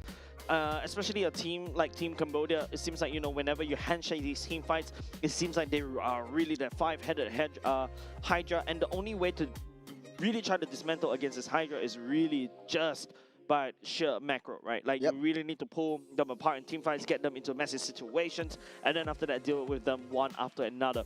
Looking at Team Indonesia, it seems like they do have that sort of capability as well, but I think sometimes it's just also a bit of confusing pathings that comes out from Team Indonesia once in a while. Yeah, and you said it before, right? M7, second seed, they have really a lot of expectations riding on their shoulders. The kind of way that they operate, as we can see from the game against Malaysia, is pretty similar to how Malaysia likes to play, splitting up these team fights, drawing them away from the main objectives. And we'll see in expanding rivers, which is something that Indonesia kind of knows and love. Very aggressive from the start, but Cambodia is passive when they need to be, aggressive and controlled when the time calls for it. I think what you can tell from the side of Team Indonesia, of course, they really live in the chaos, right? They're able to make plays and also make catches, especially from the side of Dingarai, and also to a certain extent Alexander as well, during the chaos. But when you talk about Team Cambodia, though, I feel like you get a sense of calm chaos coming from them, especially when it comes to these team fights. Look at the pick bans coming out right here, especially game number 1. Team Cambodia bans with the Fanny, the Phobias, the Juicin. Team Indonesia bans with the Akai and the Freya. I think Team Cambodia just don't want to deal with the Juicin because they are potentially going in for something like a Fredrin right off the bat, especially the first phase. But Team Indonesia, though, bans away the Akai. They know that this Panda is so busted right now, especially in these neutral objective takedown. In the hands of Cambodia as well. If they play a death ball strategy, the Panda can essentially just push you away, pin you to the wall, and turns a huge little skirmish fight that they want to make into a pick-off favoring the side of Cambodia. And it's quite interesting about the Fanny. One, it's respect over to Afan, plays lean, mean Fanny. Number 2, the Fanny is thwarting the strategy. They like to play full team fight and 5 men sticking together. We've seen that just now. Kyofavin was just blocked together by 5 big brothers, and they pulled out the Barats as well. So they do have some level of intelligence and high intelligence to this gameplay. Yeah, that's why I said controlled chaos, right? Whereas for the side of Team Indonesia, they thrive in the chaos. We shall see which kind of chaos that will be bringing forth in between these two teams. Where Team Cambodia, first pick goes over to the Marcel, denying that away from Alexander. I was leaning towards the Gord first pick because we started to see a bit of a rise in terms of the Gord, but I think Gord as a first pick, especially this early on, you're susceptible to the Zetian, you're susceptible to the Yuzhong as well, and especially with Yuzhong, that's also really wide open for the taking between these two teams. It seems like it could potentially goes into a R2, R1 pick. A lot of options for Indonesia. The Claw definitely will be on the tables. Cambodia typically responds with the carry, but the Matilda right here would shake things up, especially for the side of Indonesia. This is them in the previous game against Myanmar. They pulled it out. It paired up with the Akai though, in terms of that team fight. They were able to bring your marksmen in and out of battles. You can sustain. There's a lot of mobility coming around, and it pairs well with expanding rivers, which is the map for this game. Definitely, I think the reason why Team Indonesia prioritized the Matilda so early on is just purely because of that expanding rivers map. However, Team Cambodia, solid picks coming up already, the Arlot and also the Fredrin. And now, of course, right, that also a big denial over the side of Team Indonesia. Seems like they also like that Fredrin as well. Apart from that, there's still a Baxia that's still available for the side of Team Indonesia to take. And now imagine, you got a Baxia, you got a Matilda, you got expanding rivers. That means that Team Indonesia is really looking to sow chaos on the top and the bottom and all over the place. Will they pick the Boxer up? We've seen how Cambodia deal with it previously, but the Arlot is already picked up, and there's a lot of repositioning factors. Cambodia definitely going to be suffering a little bit in the early game because of the Matilda, because of the vision that the Matilda brings. The Yves will come into play for Indonesia. They like their zonal control, especially securing the objectives, and Indonesia knows that they will have a hard time against Cambodia in these objectives, and if they want to take that down, why not just create that zone to deny Cambodia of that satisfaction? To be honest, I'm not a big fan of that. I feel like there's a better hero, or even to a certain extent a better role for the R3 slot. Definitely the Baxia is also the one that I'm kind of voting for. There's also even potential a Leomord that I'm voting for as well for the R3 slot, right? The fact that you are also still the tanky, you are divey, you got the Matilda to help you save the day as well, just in case you got pulled in. You can also dive using the Leomord and just starting wrecking havoc all across the board. Now you're dropping Eve, you're going up against Arlot, you're going up against a Marcel. You're just basically sitting down once you have the real world manipulation. And yeah, and because not only just the fact that, I pointed out these potential heroes, now the Baxias is going to get taken away. You're going to see you're going to see Team Cambodia starting to trim down Afan's hero pool. High mobility heroes. Guinevere could potentially be in the picture as well. does well against tanky heroes. Great stun, great mobility, great crowd control. Guinevere, yep, definitely can go into the bans right here. It also forces, Team Indonesia to go for Leomord. I think either way, it's either the Guinevere or the Leomord, right? I think Team Indonesia definitely set up the bans and also picks in this way so that at least they've got some form of reaction. But for the side of Team Cambodia, you're starting to see all these gold laners that starting to dwindle down. You only got, what, Bruno that we've seen so far in the gold lane that could also potentially do. Ooh, okay. I think they've done a little bit of their homework. No jungle. I'm going to pick up the Carmilla Carmilla. jungle. Yeah. Yeah, I think it's just like Team Cambodia doing the homework, right? I'm still not convinced by the Carmilla jungle that Team Indonesia did pull off yesterday. And I thought, that was already old news, right? So Team Indonesia probably gonna get away with that one free ban. Cambodia, though, also losing priority over the gold lane without the carry, which worked so well for Keo Favin. But the carry, right? Apparently for the side of Team Indonesia, still not a massive threat, I would say. But of course, even though you're not a super tank, the burst damage coming out from the flying light wheels is something that you should be looking out. Okay, maybe I take that back. There you go. That's the reason why they ban away the carry, right? The Alice comes into play, and of course to stun lock everybody into this real world manipulation. It also peels for the side of the Eve. At the same time, there's a lot of AoE damage. I think Team Cambodia needs to know what's up, and they need to find a way to stop this. Yeah, what better way to deal with a death ball than sending them to the depths of hell yourself with the Thorn of Ruins. And if Delvin plays his cards or Sharuki plays his cards right, it will be able to create so much havoc for the side of Cambodia. So now Cambodia might be looking for an anti-dive kind of synergy. What kind of heroes would they need in terms of, hey, I want some form of lane priority, I want some form of mobility. We've seen the Moskov, okay, coming up here. Barca works well with the high rotations down the mid side as well. And a classic artillery versus artillery mage in mid lane. Yeah, this is a very classic lineup coming off from Team Cambodia, right? We've seen this before. Now with the Marcel added to the mix, looking to kind of slow down or basically stop the Yi from laying down the real world manipulation and to a certain extent even the TOR. And the best part is, imagine if the TOR is landed and catching all 5 members, all Marcel has to do, land the golden hour, we wait until the TOR comes back online, and then we start fighting as well. So that's something that potentially Team Cambodia can also do. Team Indonesia though, the jungle is the one that I'm looking at. Now, there's still the Leomord that Team Indonesia could go for, unless I want to try something sneaky. Guinevere as well. Yep. All right. Yep, that would be the best possible option for Indonesia at this point. Set up with the TOR, and then Guinevere follows up with the spatial migration. At least the Alice would be able to buy some time in the major objective takes, which is what Indonesia is fearing based on their lineup. They built up the Yves in order to build the box around the major objective. So you don't want to pour all your eggs into the jungle trying to split up these team fights. And if you pick up a little more, you have the Barbiel, you need to be able to go into the face of your opponents.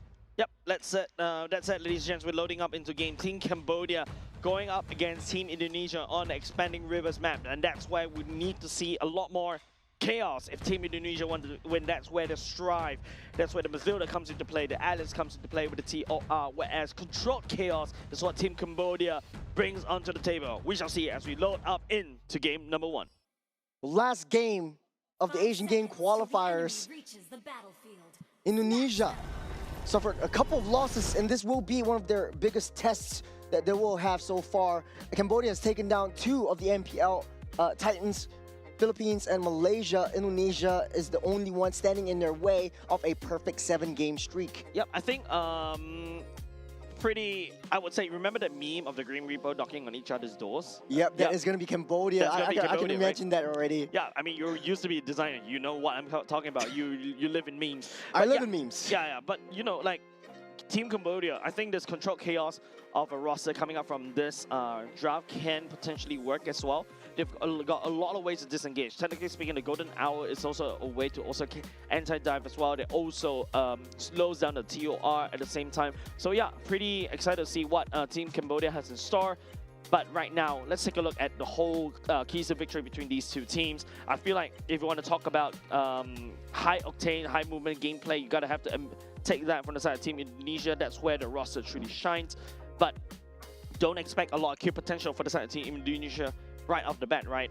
You're looking at a lot of kill potential maybe along the river instead, because your roaming trio, which is the Guinevere, Yves, and the Mathilda, is the one, especially Yves and the Mathilda is the one that do most of the damage. Yeah, in the early game though, I think for the side of the Guinevere, that's going to be the orbs. It's going to deal a lot of damage. You have a lot of mobility coming in to the picture as well. We're going to see quite a bit of team fights in the first turtle.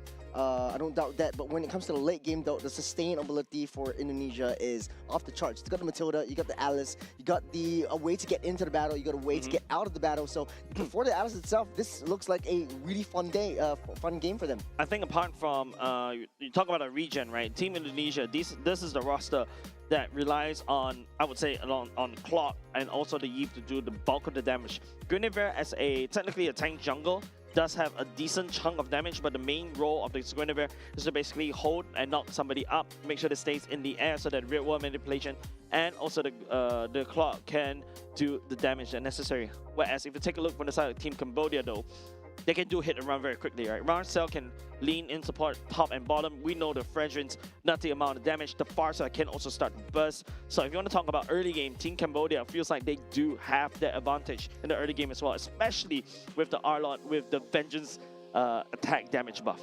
Come to think of it, I think for Cambodia, the biggest Achilles heel that they have is that they don't really have a lot of disengage ability for their side. Guinevere jumps in. I mean, less of the Arlot, because Arlot's going to be taking control of the back line. Yves, once they drop the box, you're going to see Arlot to the face. But then that leaves the rest of the 4 members, and not even the 4 members. Moskov is definitely going to be on the side lanes, clearing the ways, trying to maintain a lane priority for Cambodia. And it's going to be a 3-man battle. In the case of any big skirmishes or big team fights in the later stages, Moskov is definitely going to be joining in. There is some form of range for that. But when the TOR lands, when the spatial migration lands, there's not a lot of disengage to disrupt this the Violet Requiem that really comes up to lock them all up in the sky. And also pairs well. Okay, Guinevere actually really pairs well with the Matilda. Come to think of it, the knock up and then the jump onto that spot. Yep, I think like there's a lot of potential coming up from the side of Team Indonesia, right? If Team Indonesia were to win, basically they would just overwhelm Team Cambodia with a ton of CCs that can, of course, bring onto the table, right? You got the TOR, you got the knock-up, real one and manipulation, getting wing, and clock goes brute, scrit, everybody dies with the blazing duet. Whereas on the side of Team Cambodia, I feel like this is a roster that's a lot more, can be mobile as well because of the wings by wings and also the Marcel, right? However, Fredrin is a utility jungle, dash, a CC monster as well, looking to knock up and also slow down and maybe, hopefully, combo break. I feel like the whole point of Team Cambodia, especially with this roster with the Marcel and also the Fredrin, is to combo break. You want to break the combo between the spatial migration into a Violet Requiem. You want to break the combo so that the Alice doesn't jumps in, doesn't go for the TOR, so that at the very least you get a safe passage as well. And then at the same time, you got to get the Moskov up and running as quickly as possible. Indonesia also fields quite a pretty good anti-dive combination. If they want to play it super passively the entirety of the game, they could just wait for Cambodia to just dive into them. They do have quite a bit of knockups, a bit of stuns, and create a zone for themselves. If Cambodia is able to split Indonesia's heads, then it would be a little bit of a big issue for Cambodia. But hey, it's all down to execution in the gameplay, so we'll just have to wait and see what these teams actually play and how they execute this draft in the game itself. Yep. I feel like we've already kind of talked about like how the roster is gonna work. We also talk about how the various team, the playstyle is extra. But of course, I think we have to go on a short break very soon because we're gonna have to make sure that the game is fair and square. There's a bit of a technical issue. Just gotta get it fixed very quickly. So, ladies and gents, this roster, I'm excited about this one. I feel like we did hype up, this particular matchup, Cambodia's Controlled Chaos versus Team Indonesia's, crazy chaos, right? Yeah, what better way to end this off than the last game of the entire HGQ? Right. With that said, don't go away, ladies and gents. We're going on a short break. We'll be right back.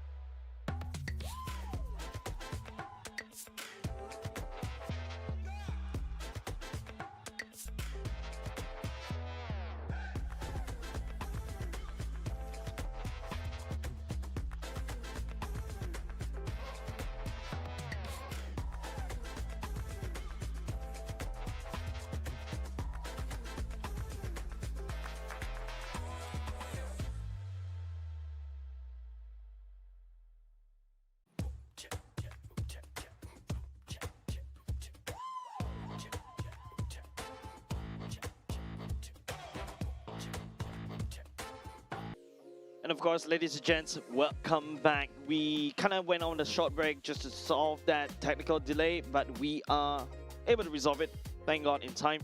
And of course, you know, Team Cambodia going up against Team Indonesia is the game that we're watching currently. We're still in game number 1. And I feel like, yeah, what we mentioned earlier just now, controlled chaos versus crazy chaos that you don't even know what's going on, but somehow they still produce results. This is also a chance for Cambodia as we jump into the match itself to cement itself as one of the top dogs in the Southeast Asian region. And Indonesia is one of the only few countries left, or if not the only country left, that would be able to stop them in their tracks. As we jump into game 1, wasting no time at all for this one. Look, taking a look at the draft, we hypothesized quite a little bit. How is the early game going to work out for Indonesia? I feel like in terms of early game, Delvin and also Alexander alongside Afan should be able to retain. I think the main target for them is to try to kind of resolve the skirmishes coming out from the side of Chamakara and also the Fredjin and also T as well, right? Afan getting the jump onto Tai, able to read that jump very well. Just one more hit away. The flicker already burnt by Delvin, even though he wasn't able to secure the kill onto Tai. Yeah, that's a good flicker, I would say. At this early juncture, there's still you will still be able to get the flicker towards the turtle fight as well. Nice amount of damage coming off on the side of Alexander and Afan onto the Fredjin for now for the side of Team Indonesia. But like this is like what I mentioned, right? We expect chaos, and they're like literally able to survive in it, they thrive in it, and they're trying to do it against Team Cambodia. Loads of mobility, right, for Afan. On the Guinevere, you're starting to engage, starting the aggressiveness. You're already taking down one jungle camp or neutral creep from Cambodia, and this is how Indonesia wants to play. Try to push them back, try to deny their approach for as long as they can during the early game, and try to deny that level 4 from all these lanes. I think in terms of level checks, you know, Delvin is still level 3 currently. Of course, you know, there's still one wave that's coming. In terms of who clears a wave quicker, I would say both are kind of equal. But Alexander's still level 2, whereas, you know, T is already going into level 3 already. So that's, I think, a good note to take. It will take a little bit more time, but as the turtle spawns up, time is not on either team's side. Shaoki trying to zone out Tai, giving a little bit more vision. Fredjin is not in the range as of now. Shaoki holding on to the TOR. The box drops on top of Shaoki, able to get pulled out. Afan secures that turtle, and Indonesia using that TOR for good measure and getting the flicker out. Yeah, the reason why, you know, Team Cambodia, hold on. Oh, hold on a second. Alexander walked in the wrong bush. Yeah, that's a good first blood coming outside of Team Cambodia, right? This is what we call calm chaos coming outside Team Cambodia. They know that they don't really have the fire side for level 4, thus they did not even try to handshake. Mid-side, underneath the turret, the Federal airstrike opens up, securing the kill onto Delvin. Yeah, delayed gratification coming out from inside of Team Cambodia, right? Earlier just now, as I was saying, Team Cambodia knows they have to forfeit the turtle over the side of Team Indonesia because they don't really have the Federal airstrike. If you take a look, the far side is still level 3, right? And almost immediately, it is just for the side of Team Indonesia to try to make a play. So I think, you know, using the flicker, find a slash is the one and the way for them to find some form of consolation prize. And then after that, scale into Sovan picking up that second kill. Indonesia definitely intimidated by the final slash. But then again, losing their grip in the mid lane, though, you have a lot of range from the far side as well with the Federal airstrike and a little bit of an innate stun with their S1, S2 combo. So Indonesia playing on the back foot for now. It's not too far elite that Cambodia has, but you don't want to make this kind of mistakes. You want to give any free kills over to Cambodia. On the top side, though, Shaoki able to get that orb and get out of the way. You still have Alexander pull for an extra pull if they need to. Interesting movement coming out of the Dinger right. Well, oh, hold on.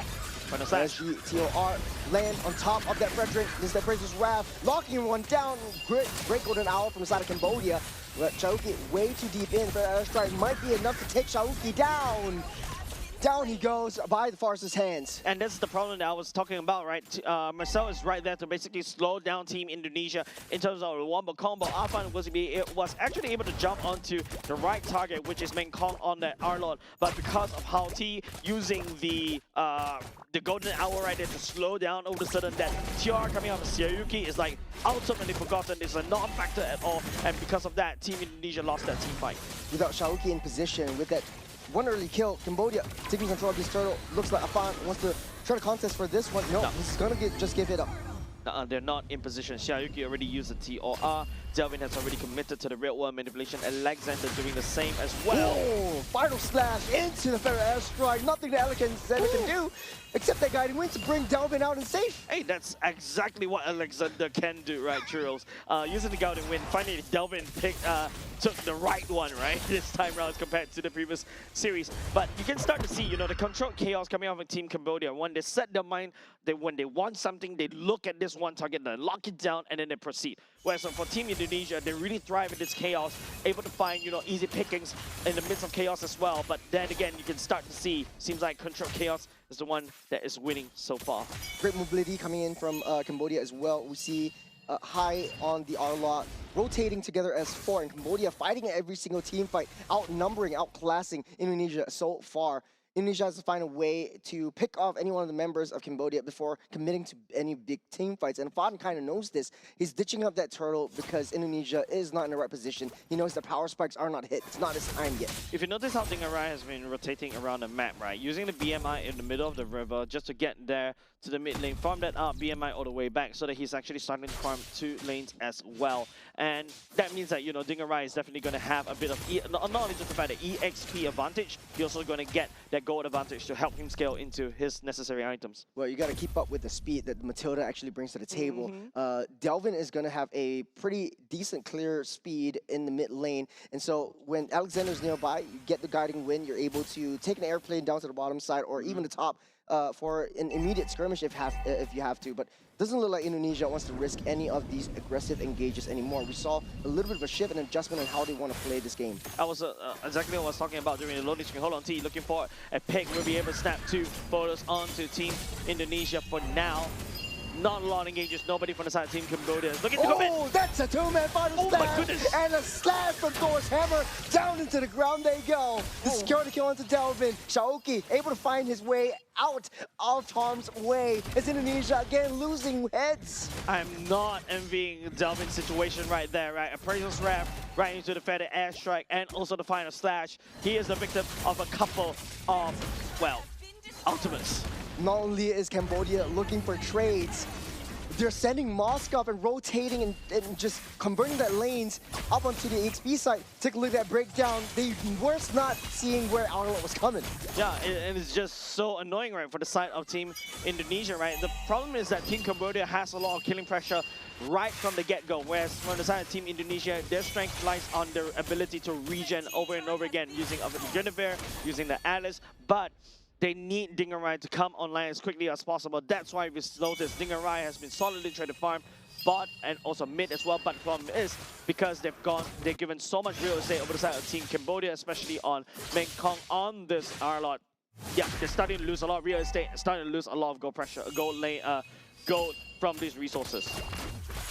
Smart move on Cambodia, trying to give Moskov that safe lane, but the Circling Eagle falls underneath that turret though. The Feather Airstrike will keep everyone at bay as SOD goes wide. That would have been even more disastrous for Indonesia. They already lost Dingarai. They don't want to lose anymore.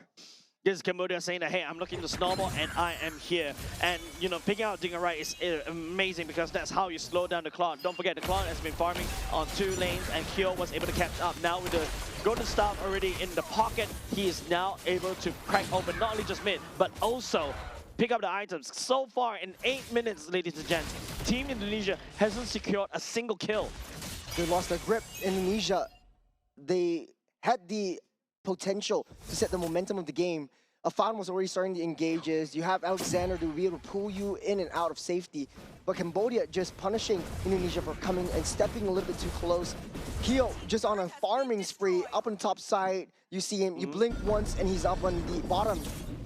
Yep, and especially what I was talking about, right? Like, the Claw definitely still needs a lot more time. It's only like what, 500 gold difference between these 2 gold laners. Still salvageable for the side of Team Indonesia as of yet. But the threat of the final slash, the threat of them on the Appraisal's Wrath is just way too scary for the side of Team Indonesia to handle. We saw Delvin, he was healthy, and the next moment he's just dead. Indonesia also have potential for gap closing. You need to be able to find a way to shut down that Feather Airstrike as if it was the Mystic Gush coming in for a potential guard. But Indonesia just taking a step back. And on the right moment, this final slash onto Shayuki. The TOR will land on 2. That's on the back line, though. The golden hour to keep everyone safe. Cambodia plot some time for himself. That's the SOD. Moskov just assessing the situation. Indonesia touching and going. Yeah, you can see this is where it gets a little bit awkward for the side of Team Cambodia and also Team Indonesia, right? The golden hour set up right there, preventing Dingerai from going in. Had the golden hours was not set there, Dingerai would have gone in, blitz everybody down with the blazing duet, because Xiaoyu land a very good TOR, but nobody from the side of Team Indonesia can follow up because of this Marcel. There's a vision play onto our final slash onto the juggler. Down he goes as Indonesia loses one more. Another down for the count as well, and you can see Xiaoyuki desperately trying to get out, but get pins against the wall. It's not over yet. They're trying to pull everyone out. Alexander doing everything they can. That's the movement speed. That's the expanding rivers that Cambodia loves so much. That's the gap close. That's another final slash. Alexander forced to use another core resource. Cambodia is leading this game. Such dominant performance all the way from the first minute. Man, Team Cambodia has not suffered a single loss yet. Perfect gameplay as of now. I'm you know, the reason why I don't just say it is because I'm afraid to jinx it, Churros. But I have to admit, 10 minutes mark, no deaths for the side Team Cambodia. What's this? Trying to attempt another world record? This is a Titan, as we so call it, that Cambodia wants to look to take down. And it does look like they have the upper hand. They have that momentum. They have that control. Whether or not they can hold the control, it is up to Indonesia to be able to try to rip apart Cambodia's strategies. Yep, control chaos versus calm chaos. Control chaos versus chaos, right? Seems like Cambodia controlled, methodical, meticulous, especially how the final slash flicker is being used to isolate one person after another for side Team Indonesia. And once Team Indonesia get picked apart, Dingerai wasn't able to join the fight because of how, you know, the Marcel just sets up the golden hour one after another. Team Indonesia is getting dismantled. No more bubbles for side of Indonesia. That's Odin going straight in. That's the final slash again. Repositioning Afan. Nowhere is safe, not even your home. This is a fair airstrike as well. Dingerai doing his best shot. Man. And with the blazing duet, almost getting stunned up by the golden hour, but Shauki a little bit too close for comfort there, threading the needle with the SOD. Man, if Cambodia replaces the Arla into a Franco, I agree. This is exactly a pure pick competition coming up on Team Cambodia. This is exactly why I told you, right? Team Cambodia seems like once they focus on one person, they catch using Arla to catch one person, and then after that they just explode this person. Then they hope to look for more. But the fact is, Indonesia right now, they're at the base, so that's why Team Cambodia cannot step forward just a little bit more. Main damage dealt. Look at the damage dealt for the side of this Marcel is actually 28,000. Wow. Ooh.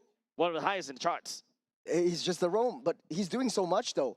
So annoying, running through you, running by you, forcing the mistakes, forcing the spatial migrations from Afan to himself. And I think Indonesia, it would take quite a lot to come back from this deficit. Yeah, of course, everybody has a gold lead in as compared to their counterparts as well. The Winter Crown coming off an Afan should be a game changer, but even though if you're able to hold out the people from the side of Team Cambodia, do you have the damage? Does Dingerai has the opportunity to jump in with the blazing duet? Nem just look for an angle over onto Indonesia. More response in the next 5 seconds. There's a lot of lockups for Thai, but that's a lot of vision that's already given. That's vision turned into information, and information turned into a little bit of compensation for High. Looking for a final slash, and he did. On Shoki, using the TOR, landing onto no one. With a fair airstrike, the zone the resident members out. Going fishing and using the fair airstrike as sort of a gate to keep Indonesia out of the way. Yeah, Cambodia is just going fishing all day. One after another, they just pick one person for the side of Team Indonesia, and then after that, they just explode onto Xiaoyuki. Xiaoyuki was trying to use the TOR to try to slow down the tempo from the side of Cambodia, but it's just too fast, and they hit hard. Speaking of fast, High, he's in the perfect position.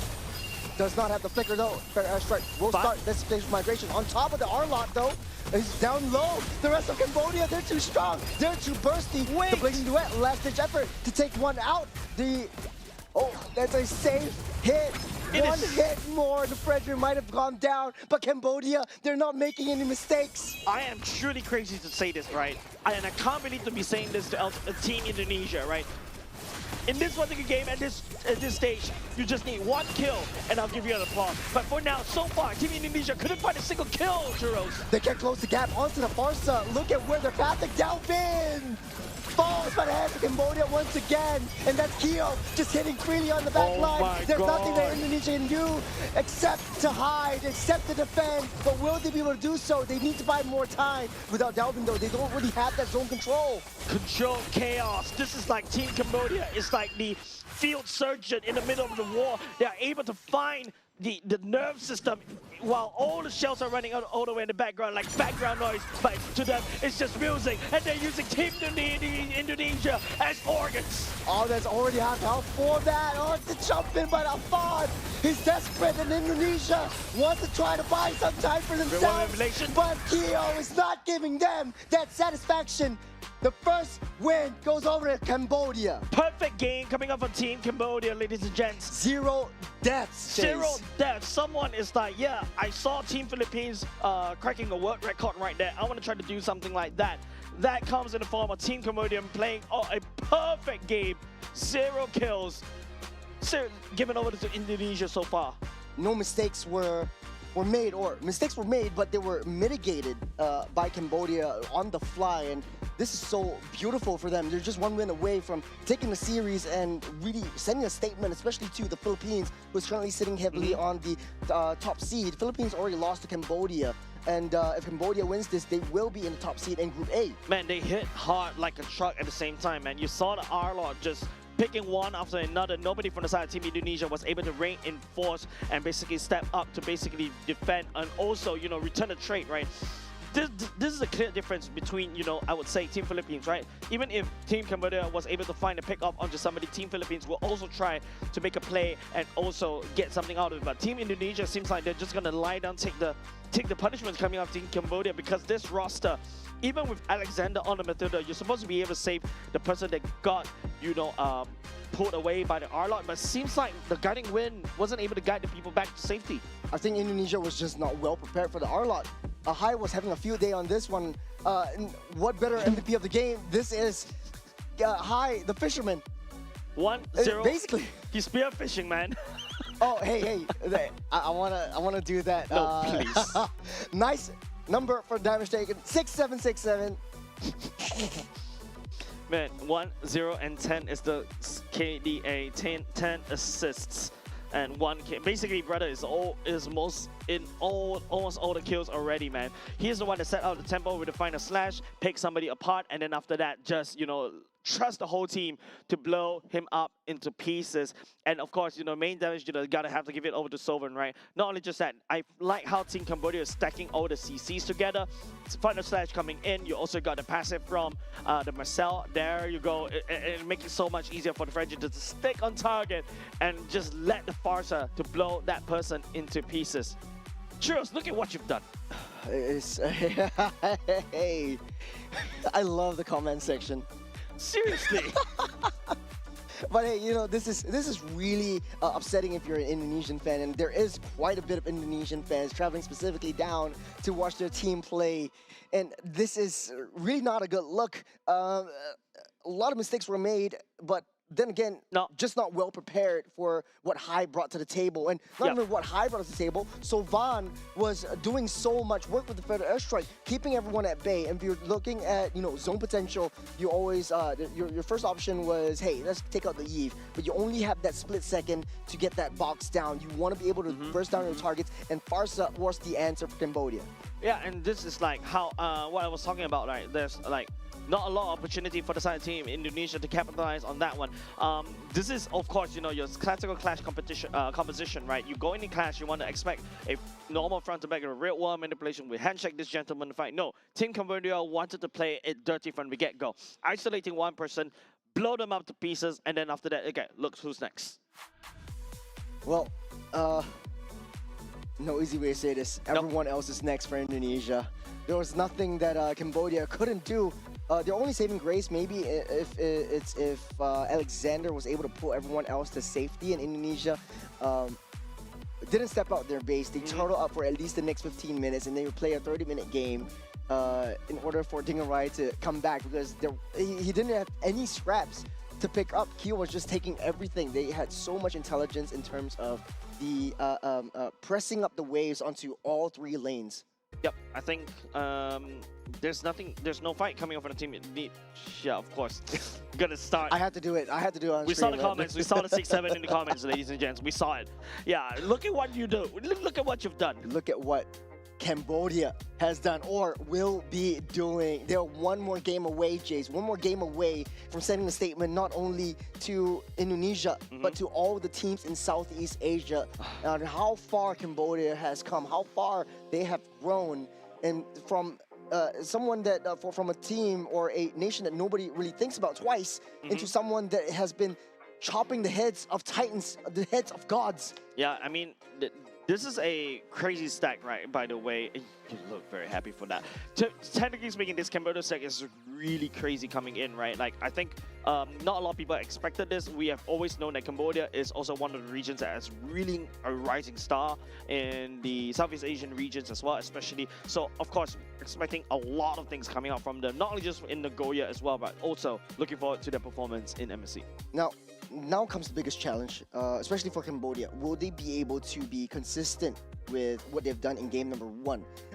They have shown quite a bit of intelligence in terms of the drafting. Indonesia as well. I won't count them out just yet. They are one of the top few seeds in the Southeast Asian region as well. A lot of the other regions or other groups are looking up to Indonesia to understand how they play their heroes, what kind of drafts they'll pick up. But hey, it looks like Cambodia is calling the shots on this one. Quite a bit of pocket picks coming up for this region.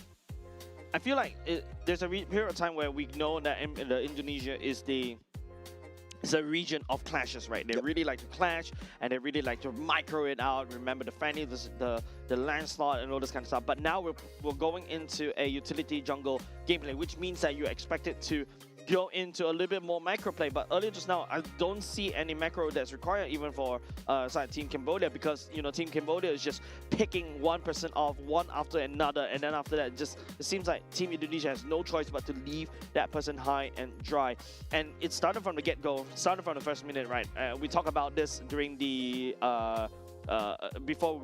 right before we loaded into game. Seems like Team Indonesia is gonna run out of steam, especially in terms of damage, very quickly. The only people that can successfully do damage is perhaps the Eve and also to the Mathilda in the early game, right? Guinevere, not expecting her to do a lot of damage, especially meant to sustain and hold people up in lane. But actually, Guinevere has one of the highest damage in terms of the jungle. That's why a lot of players are picking that up. Even before the items are built up, the ball itself deals quite a bit of damage, as well as the passive that you build up upon itself. You have the additional enhanced power coming in from the Guinevere. But Cambodia has found a way to disrupt the aggression that Guinevere wants to bring to the table. If Indonesia wants to fight, Cambodia is saying, hey, yeah, come on over to my jungle, welcome in. My seat's ready. I'll get you a coffee. The water's warm. Shout out to Aries as well. Yeah. We miss you. Of course, I don't know what to say much, right? For the side game number 1, it's just a storm. Like, Team Indonesia wasn't able to secure a single kill at all. And it's just a Cambodia game from the get-go, from the start to the finish. And going back in the drawing board, I think, the Guinevere, I feel personally not liking this Guinevere. I feel like it's really forced. I feel like the Leomord, maybe perhaps it's also a better way to deal with this. But the final slash, I think, creates so much havoc, forces the mistakes coming out from Team Indonesia out of position into a team fight they don't want to handle. So Cambodia already showing their cards pretty early on, especially with the R-Law in the hands of High. Quite a bit of adjustments on the side of Indonesia. A respect ban might be coming out from Indonesia. I feel like R-Law ban. To be honest though, the EXP laner for Cambodia has so much versatility. It's as if it was like the as deep as Mekong River. I don't know how deep that is, but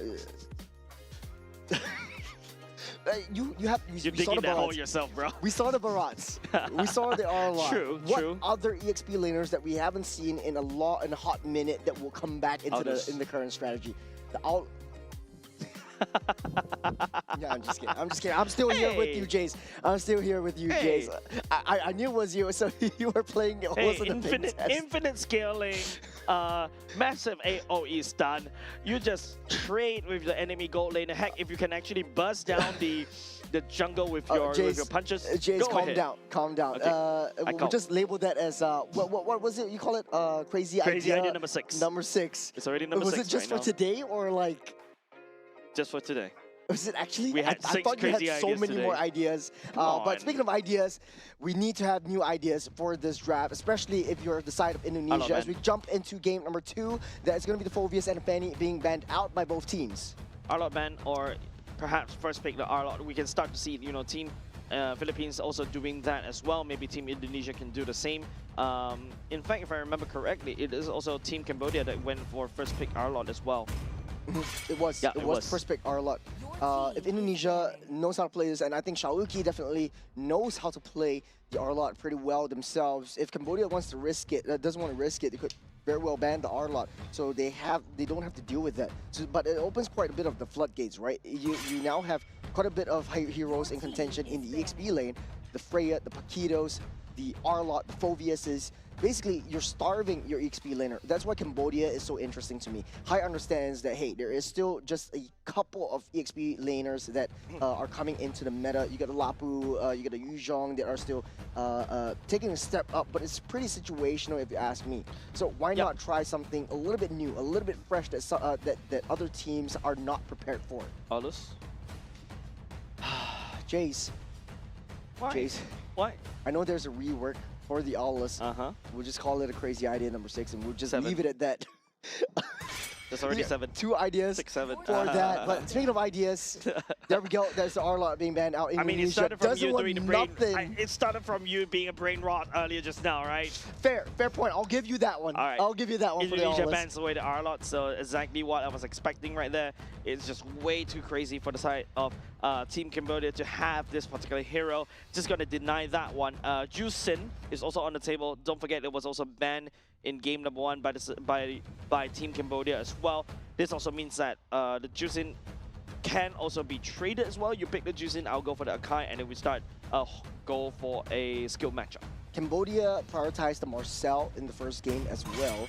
So it will be the Marcel. Okay, yeah, that was what I was thinking. If Indonesia got their hands on Marcel, it could use it for to their detriment, especially since Cambodia likes to play this heavy death ball team fight composition. The Paquito still left on the table, getting leaked out. First picked up by Indonesia. Yeah, Paquito, we saw how powerful the Paquito can be, but it's very coin flippy, right? Like, we've seen how teams was able to use the Paquito in the early game, then after that they forgot what they're supposed to do, right? Like, all of a sudden they stopped going for the flanks, they stopped doing the split pushes. Maybe I'm biased, right? Whelan played a better Paquito. Yeah, I think I'm biased. Paquito is this one of those heroes, but immediately countered by the Akai. Can't believe it slipped through as well. Highly prioritized and a hard counter towards the Paquito. You can't really chain your combos if you're stuck under a wall, can you? Yep. Another way to also think from this draft from the side of Team Cambodia, right? The Claude and the Akai pick right here. I think if we are Team Indonesia, lock in the Jusin right off the bat, because rest assured, Team Cambodia would start to ban that Jusin away because of Kai. And there's also a potential carry that Team Indonesia can potentially go for to match the number 1, the scaling potential coming out from the Claude, and also you also deal with the Akai, especially when you shred through HP bars. Well, Indonesia just taking time and sitting through it. And Sakimi being picked up right here alongside Baxia. So the Jusin will be still on the table. Cambodia typically would be able to pick up that Jusin themselves. It does well in these team fights, but in order to win the lanes against that Kimi, and Cambodia does really love that mid lane prio themselves. I don't think you want to risk that Jusin. Nope. Just leave it on, leave it open. Yeah, I think you don't. If you're Team Cambodia now, you don't need to go for the Jusin because already Team Indonesia has selected the Kimi right here. So technically speaking, Kimi can also shred through Akai, and also does a lot of early game damage as well. And of course, speaking about early game, Baxia is getting introduced right here. So the roaming duo at the very least right here from the side of Team Indonesia will do significant amount of damage in the early game, and they can start contesting up top and up down bot as well. If you're Team Cambodia, lock in the EXP and then after that move on. Okay, fine, Juicing. Okay. They could Sure. still go in for a Juicing. I felt like, okay, maybe even the Farsight would be a good choice, or the Eve if they want to. At least you have some form of utility, but then I realized that Indonesia still has Paquito. And in one point of time, this Paquito is going to be heavily targeting onto any sitting mages. Maybe technically speaking, the Juicing, right, does have a Crimson Beacon to make a play. It gains additional shields, and you also dash away. But the Paquito does also provide you some safety, and you hope you land down the Lantern over and over again onto either the Baxia or the Paquito to basically do the damage. Indonesia right now should then look for an anti-dive composition, because for Cambodia, the only thing that can disrupt Indonesia at this point, they have 2 dives already. If they have a Belleric or even an Atlas in their possession, Indonesia would suffer a little bit, especially in the mid to late stage of the game. Harith Ben coming up beside Team Cambodia. I think Carry looks like another low-hanging fruit for Team Cambodia to ban away. Team Indonesia looking, I bet you're gonna have to try to lock down onto EXP laners, but there's so many EXP laners that are viable in this patch, or not even in this patch, in the game as well. If you open up fighters, you can scroll through the list of heroes, whereas Go Lane is just one page. We're sussing out. You want to deal with that, especially when you are extremely reliant on that dive. You're extremely reliant on getting up close and personal with Cambodia. So Indonesia doesn't want to test that metal. Belleric would be up next as well. So Cambodia might be able to ban the carry, so Claude would have a pretty decent lane. But Indonesia could very well bring up a Clint. I remember Cambodia suffered, was it Cambodia? I can't remember, but a lot of teams suffered with Clint coming into the picture as well. Yeah, I think the fact is they don't really know how to practice, not say practice, they don't really prepare for like Clint for now, but I would agree, like, to a certain extent, right? I'm also quite surprised that Team Indonesia, of course. You'll love it. This is the answer. This is your answer.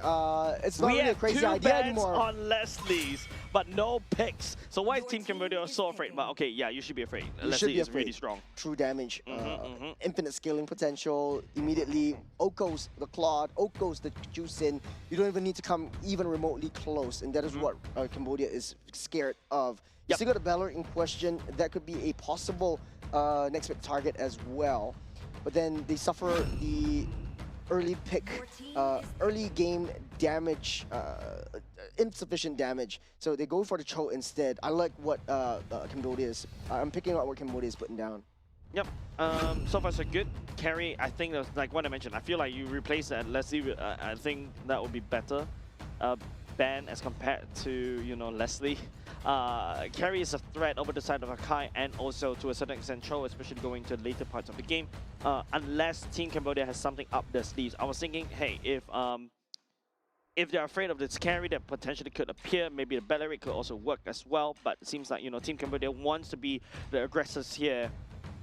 But I'm also still a bit confused on why the Kimi earlier just now for the side of Team Indonesia, right? The Valentina feels like a low-hanging fruit to be able to pick up. You basically Beyblade battle against Akai, push the Akai away. But it's just only one target for your IMU, which is something that you don't want to risk. You want to have someone that has a reliable kit, and I think the Traction Pulse works really well. Get the Traction Pulse, you send in Baxia, you send in Paquito, and Xiaoqi's definitely going to have a good time. And it kind of brings that range effect into Indonesia's hands. Cambodia, though, their ball is in their court, the EXP lane still up and open. If Team Cambodia wants to play something sneaky, right, the Uranus is also a good idea, right? You drop the Uranus, you just basically force Paquito to punch you in the wall, face as well. Oh, okay. Ruby coming in from the side of Team Cambodia. Another pick composition, right? You can pilot the Ruby to play exactly how the Arlot plays. Harry just still wants to go fishing. He's a fisherman. He wants to go out to sea. He wants to be able to hook someone in. Yeah, and but I then think why not Franco in the XP lane? No, don't want to lose that crazy idea number 8. Number 8, that's right. We'll try to hit 10 by the end of the night. But yeah, hey, I will. What we will see by the end of the night is a winner for this one. Cambodia, one win away from solidifying themselves as the nation that cannot be swept. Team Cambodia. Coming from game number 1, must be feeling good. It was a perfect game. 12-0. We'll see whether they can repeat that feat once again. If not, that's gonna be really a big problem for the side of Team Indonesia. 5 seconds. Well, till ladies the and gentlemen, enemy this is reaches game the number battlefield. 2. It's Smash them. underway. It's lights out and away we go. All troops In deployed. Indonesia, starting off in the blue, Cambodia on the red, but this time changes has been made, especially for Indonesia. They need to be able to redeem themselves from the first game. Quite a bit of mistakes that they've made, or, you know, Cambodia preventing themselves from making that mistakes. I think at the very least this time around, Team Indonesia does pack a lot more damage and also the heal. Alexander already popping on Revitalize. Ty taking a lot of hits, Dalvin on that backside, dealing the damage, dealing the follow through, and Indonesia still able to push them back. Keo still dominating the lane down the bottom side. Yep. Shayuki, working on the enemy Beetle right there, just to kind of show who's boss. But you can see like a lot more aggression coming out from Team Indonesia though, but I want to see a little bit more control coming out from Team Indonesia. Team Cambodia, on the other hand, this is a roster, or at the very least, in the early game, we did not expect them to do a lot of damage compared to Team Indonesia. But that's the aggression, the counter-aggression from Nem. Look at where Nem is, down in purple buff. He knows that he doesn't have that retribution. He wants to contest for this one. Cambodia making beeline towards the purple buff. Shauki is right there. Nem goes over the wall. He is safe for now, but first blood over to Dalvin. That's the punish, that's the pullback though. Alexander might be in the spot of bother. The Cambodia will not be able to finish. Delvin laying down the damage from afar, picking out first blood for himself. I don't know whether this is worth it for the side of Team Cambodia, but Akai... Team Akai. Team Akai, right, of course, sorry about that. Level 3 though, was able to be picked, secured by the side of Akai this early on, with the fact that you've got the Afan a little bit slower in terms of EXP, but giving a kill over to Delvin, I'm not too sure whether that's a good idea. I think Nem was a little bit playing a little bit too far ahead from the rest of the team. I think he had the right idea. He knew that Afan didn't have the retribution, so he wanted to counter re-engage on that front. Now Afan rolling over the deep. Afan steals it up. Indonesia picks up that turtle. Then spin as a counter re-engage. Cambodia knew they came in a little bit too close, but that's the charge, and that's the kill. Shauki taking control, taking out that Ruby. Early game priority. Team Indonesia was not happy about the results of that game earlier. They resetted the mental and they're back into that game. 2 kills right out the back. Flicker was already committed by the side. Shayuki as well. They drove by with Afan, sneak the turtle away from Team Cambodia. Indonesia, a lot of signs of life, a lot of adjustments has been made, a lot of locker room talks, and they are all waking up this time around. Take a look at this fight. Afan just rolled over the deep, and there's no one there to stop him. And I don't think, you know, Team Cambodia is also ready at all. The heavy spin came in a little bit too late, of course. This is a Paquito early game. He can just punch, and all of a sudden the members from the side Team Cambodia has to make a run for it. Indonesia playing fire, fight, fire. If Cambodia wants to go for a death ball team fight, Indonesia's gonna do the same. As long as Kim is safe and sound and protected by 3 beefy boys, she's just gonna do that damage, and Delvin will have a good day, a good time. It's gonna get that follow through. Yep. As long as Delvin was left uncontested by the side of Team Cambodia, Delvin's going to output a lot of damage like that one. Yeah, it seems like you don't really need the Beyblade, don't really need the Valentina, you just need constant solid DPS, because Team Cambodia so far is unable to reach Delvin. Yep, and the top side already almost broken through, half health for that turret. Still left standing. Cambodia has to respond 20 seconds until the turtle spawns up as Indonesia still very passive. You have to deal with the Kimmy. Cambodia needs to find a way to close the gap, try to reach that Kimmy, try to shut her down before he does any more damage. Standard emblem so far for everybody. Agree what they're packing into this particular fight. Of course, this match point for the side of Team Cambodia. So far, Team Indonesia is working very well. That's the collapse, that's the relation. Underneath the turret he goes. That is the heavy spin, locking a far to the wall. But he managed to get out. That is the frame-by-frame moment, but won't be enough. He went a little bit too deep, so greedy. There's a Kai. Alexander will be the next to fall. There's the punish, there's the price to pay. But Indonesia, so worth it. You took down the Kai and took down Odom. Worth it, man. Really super worth it. Alphan luckily does have the does not have the retry. He may actually could actually try to basically steal that. And once again, Team Cambodia faces the problem that they cannot reach the damage coming up from Delvin. If you take a look, even though T Odin using the Way of Dragon base to try to isolate the members.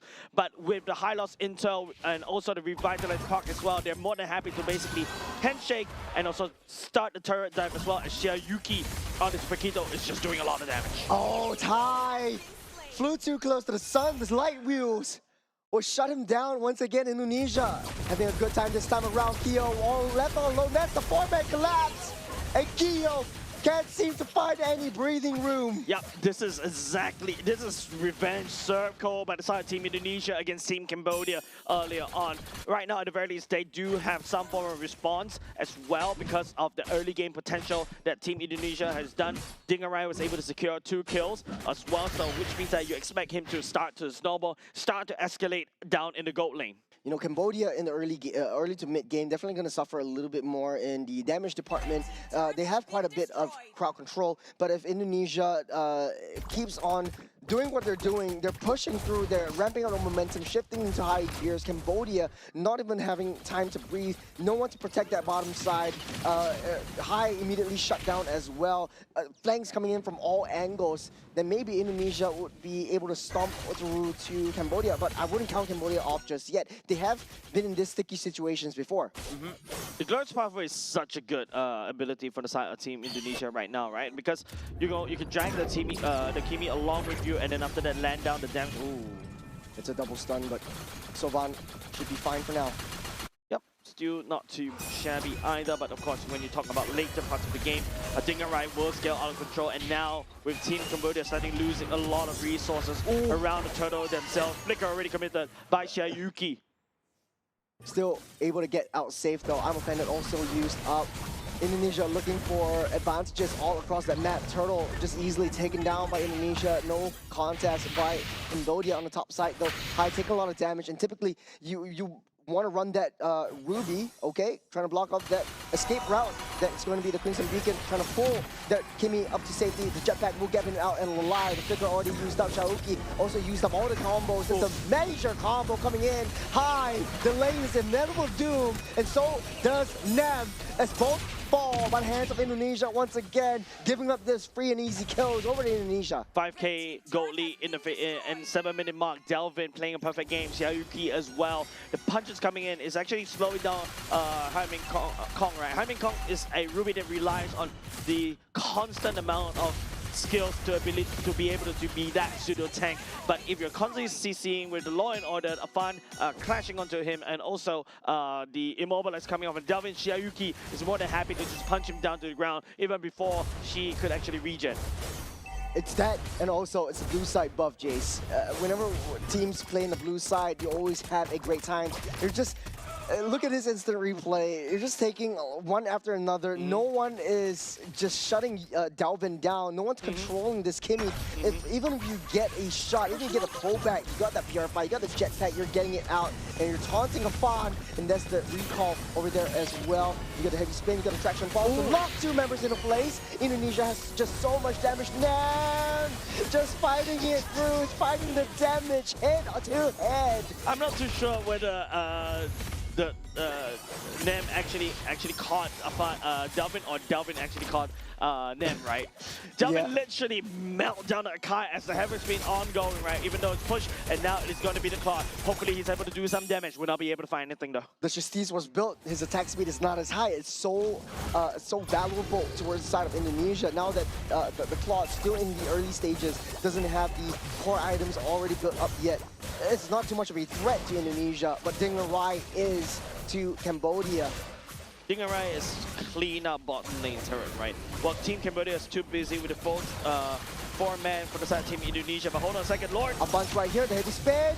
Will Cambodia be able to do it? They secure the tornado as Cambodia finds himself some time. There is a sliver of hope. The Crimson Beacon will pull everyone back. Kyo just free hitting on the backside. They took Delvin down. Cambodia, they're fighting back.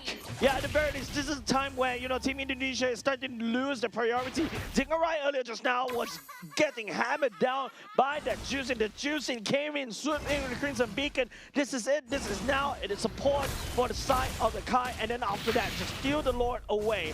And this is an amazing value coming out of Team Cambodia. They have a chance back into this game for now. Immediately shutting down Delvin. What a play by Nam. He knows he's down. He knows he had that one job, and he did it. Taking a look at the replay, coming in the right time, pushing everyone back. Afan was so busy handled by Ty. Yeah, and look at the Crimson Beacon in the nick of time, man. And also, unfortunately, they don't really need the Blazing Duet at all because it is just Juicin being annoying, right? Dinger right, and also Delvin is the unfortunate targets from the side. Team Cambodia earlier just now. Once these two are down, Team Indonesia ran out of steam, not enough damage, and then after that, they just got hammered on. Afan will start the charge. Distraction pulse, pulling the Kai back. The Immobilize will come through. Red carpet will block everyone into escape. There's Ty taken down. Dingarai, Jane for a double. Dingarai is there with the damage. Delvin will take down another. 3 members down for Cambodia. The punish will come through. Indonesia will not let that Lord slip up slide. Yeah, that's okay coming outside of Team Indonesia. At the very least, they recover from that small little mistake. And then after that, they return the favor twice fold back into Team Cambodia. 3 members from the side down as well. And now they may be looking to pop the holy defense. Cambodia still the front line. Not as front line anymore. Indonesia still has a lot of damage, a lot of penetration. It takes a lot for Nam to stay at least 2 seconds. Take a look at the replay. It's just a split fight, Jace. It is, I think the fact is, it's just so hard for the side of Team Cambodia to actually activate the Ruby. Don't forget, in this particular patch, Ruby did receive a massive damage boost. And I think that was the main Ruby damage that was able to allow Team Cambodia to win this fight. And then after that, Sovan goes all the way in with the Crimson Beacon to basically clean up shop.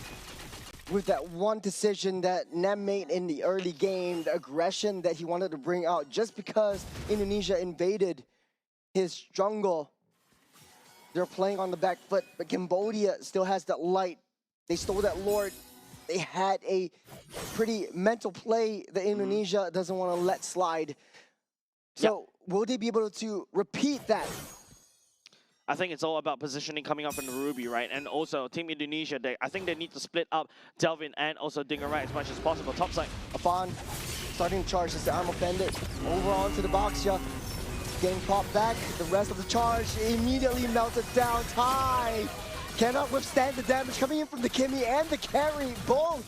I'm not a big fan of that Ruby hook, but I'm offended by the way Team Cambodia hooked in Afan, thinking that he's actually burstable by the side of Team Team Cambodia. But no, Afan is still relevant in this particular patch, particular time, right? Level 14, and I think his own team, Delvin's doing a lot of damage to the Kai. Down low, the Ruby immediately melted. Afan wants to lead the charge. The Lantern will land and pull someone up. There's a UFO, but Indonesia, they want to stay disciplined. They're still just waiting for that Lord. Yep, Team Indonesia right here. Perfect game in the early game, earlier on just now. And then after that, they got that 8K goalie in the pockets. And of course, you know, Delvin is just way too huge right now. Concentrated energy to make sure they stay. Almost taking down Dingarai though. Sovan with a pretty good play, but no follow-up from Cambodia. Distraction pulse will pull Nam into place once again. Take a lot of damage. A lot of penetration coming in from just that Kimmy. Taking down that turret as well. The pushback onto Alexander. So no more high loss for this team fight. They're going up next. He's down way too deep. Ty falls again. Carry just way too strong, melting everyone down. Head to after another falls. Cambodia can't keep their castle alive. They managed to hold on as much as they can around the mid, but it's a little bit too much damage coming off inside Team Indonesia to pick up a good consolation prize in the form of Alexander. Siayuki come in, punch the turret, and then after that he bucks out. Base almost barren at the very least. Cambodia still save that T3 up on that top side. Yeah, if you notice how the team fight is going in, T is unable to find the pickup, and after that, once the Dingarai is just there, that kick makes him a little more safer. The members from the side of Team Cambodia wasn't able to follow up. Still, the problem is in Delvin. Delvin is just free hitting from the back line. Nobody from the side of Team Cambodia was able to collapse onto him. I think it's about the Ruby. Hopefully, the Ruby was able to just, you know, land a flicker, I'm offender onto Delvin, and then after that, just find a catch and then burst him down. Lord's pathway just to push Cambodia back. Intimidation factor, intimidation tool by Indonesia. So far ahead. 10K goal lead, Jays. How can Cambodia claw their way back up? What is the play that they're looking for? In Indonesia, it seems like they're pulling them into the jungle. Yeah, I think just Team Cambodia, I think just stay at base, right? I think that's the only way to do it. Focus on the wave clear, use the juice in the wave clear, and also hopefully Pavin as well. Main Kong, on the other hand, I think hook somebody right into the turret. I think they need to try to play pick off the same strategy they did in game number 1. I heard a Consume play. Yep, they're going straight for Keo. Doesn't have the BMI out of the way. He will be the next target, though. The heavy spin will push Delvin into position. Delvin does not have enough damage. That Kai bought a little bit of time for Cambodia to stay out safe, but the damage will not come through, though. They're suffering a little bit, Jays. Yeah, Delvin is just outputting so much damage to shred onto the Akai. The Akai can only do the heavy spin and try to isolate and try to push him to the wall. But unfortunately, that means that, you know, Team Cambodia wasn't able to reach towards this Kimi as well, because nobody from the side of Cambodia is ready to basically start the fight, right? Kyo is too busy defending the base at the same time, and also, you know, Meng Kong on this Ruby is unable to contribute much. He's mostly like a utility right now. Afan tries to zone everyone back out. The red carpet already laid down by Alexander as well. There's so much damage onto the Kai. Nan cannot risk this Lord take. Yama Bandit lands onto Alexander, pulling him in close. But look at that flank. You got Shaoki on the backside. T looking for an angle, trying to find Dinger right. The Lord is getting busted down. No way for the side of Team Cambodia to go on in. That's the trigger. That's the pull. The Wind of Nature already popped up. There's a pull back on Shaoki. Stay too close to the sun. The Immortality also popped up. Glorious Battery pulling everyone in. There's the Ammo Bandit as well. Down goes Ruby. The next member of the fall hold them a little bit too close. They can't hold it on. As Cambodia back on the defense though. Blazing Duet, last ditch effort. This is it. Indonesia will secure game number 2. Man, Delvin ends off the game in a convincing maniac. What a play coming out of Team Indonesia, because the members from the side Cambodia just couldn't hold on. They couldn't find onto Kimi. Kimi's positioning is so far back. It's very hard for them to find a catch onto Delvin. Great play by Indonesia. Honestly, I think that was a huge redemption from game number 1. Even though they had no kills, in the second game, they really came back strong. And I told you about this, and we talked about the entirety of Group A. It's all about adjustments, readjustments, understanding your opponents, and learning very deeply how do you want to engage every single one of the team fights. So, hey, you know, the dream to take down the God Slayers, Cambodia, is still awake for Indonesia. Well, the Sleeping Beast finally woke up in game number 2, right? Delivering a convincing win at the very least. Because I would say the EXP lane was a little bit sus, right? Yes, you're expecting the Ruby to do some form of damage and do some form of hook, but the rest of the members from the side Team Cambodia couldn't do anything, right? You hook onto a Kimi, the Kimi could just fly away very quickly, and or even better, drop the Sterling Pulse and also the ultimate at the same time. All of a sudden you couldn't run anywhere anymore, and then after that you just kite backwards, right? But then again, you know, MVP goes over to this Kimi. Delvin was free hitting from back, 10, 1, and 10. 93k damage dealt with 87 kill participation. She was all over the game, or Delvin was basically all over the map as well. Hijume basically doing so much work through the entirety of this game. There was no one from Cambodia that could answer the call that Delvin that Delvin wanted to bring into this fight. And she's always staying all the way at the backside. There is no gap closer, no answer from Cambodia, and I think the play that shot Cambodia in their own foot was that Akai went into the aggressor right from the second minute of the game before the turtle spawned up. Once they lose that objective, once they lost their rotations in that front, they lost the turtle and they lost a lot of the advantages that they got over Indonesia. Yeah, I think the Ruby pick was a little bit sus, I would say. I feel like this is a time where, you know, Team Cambodia may be trying to experimenting on, because on paper, Ruby got a major damage buff, right? Now the Ruby does a lot of damage. You saw it in one of the team fights where Team Cambodia was able to hook the squishies and then stun lock the permanently for the side Delvin and also Dingarai.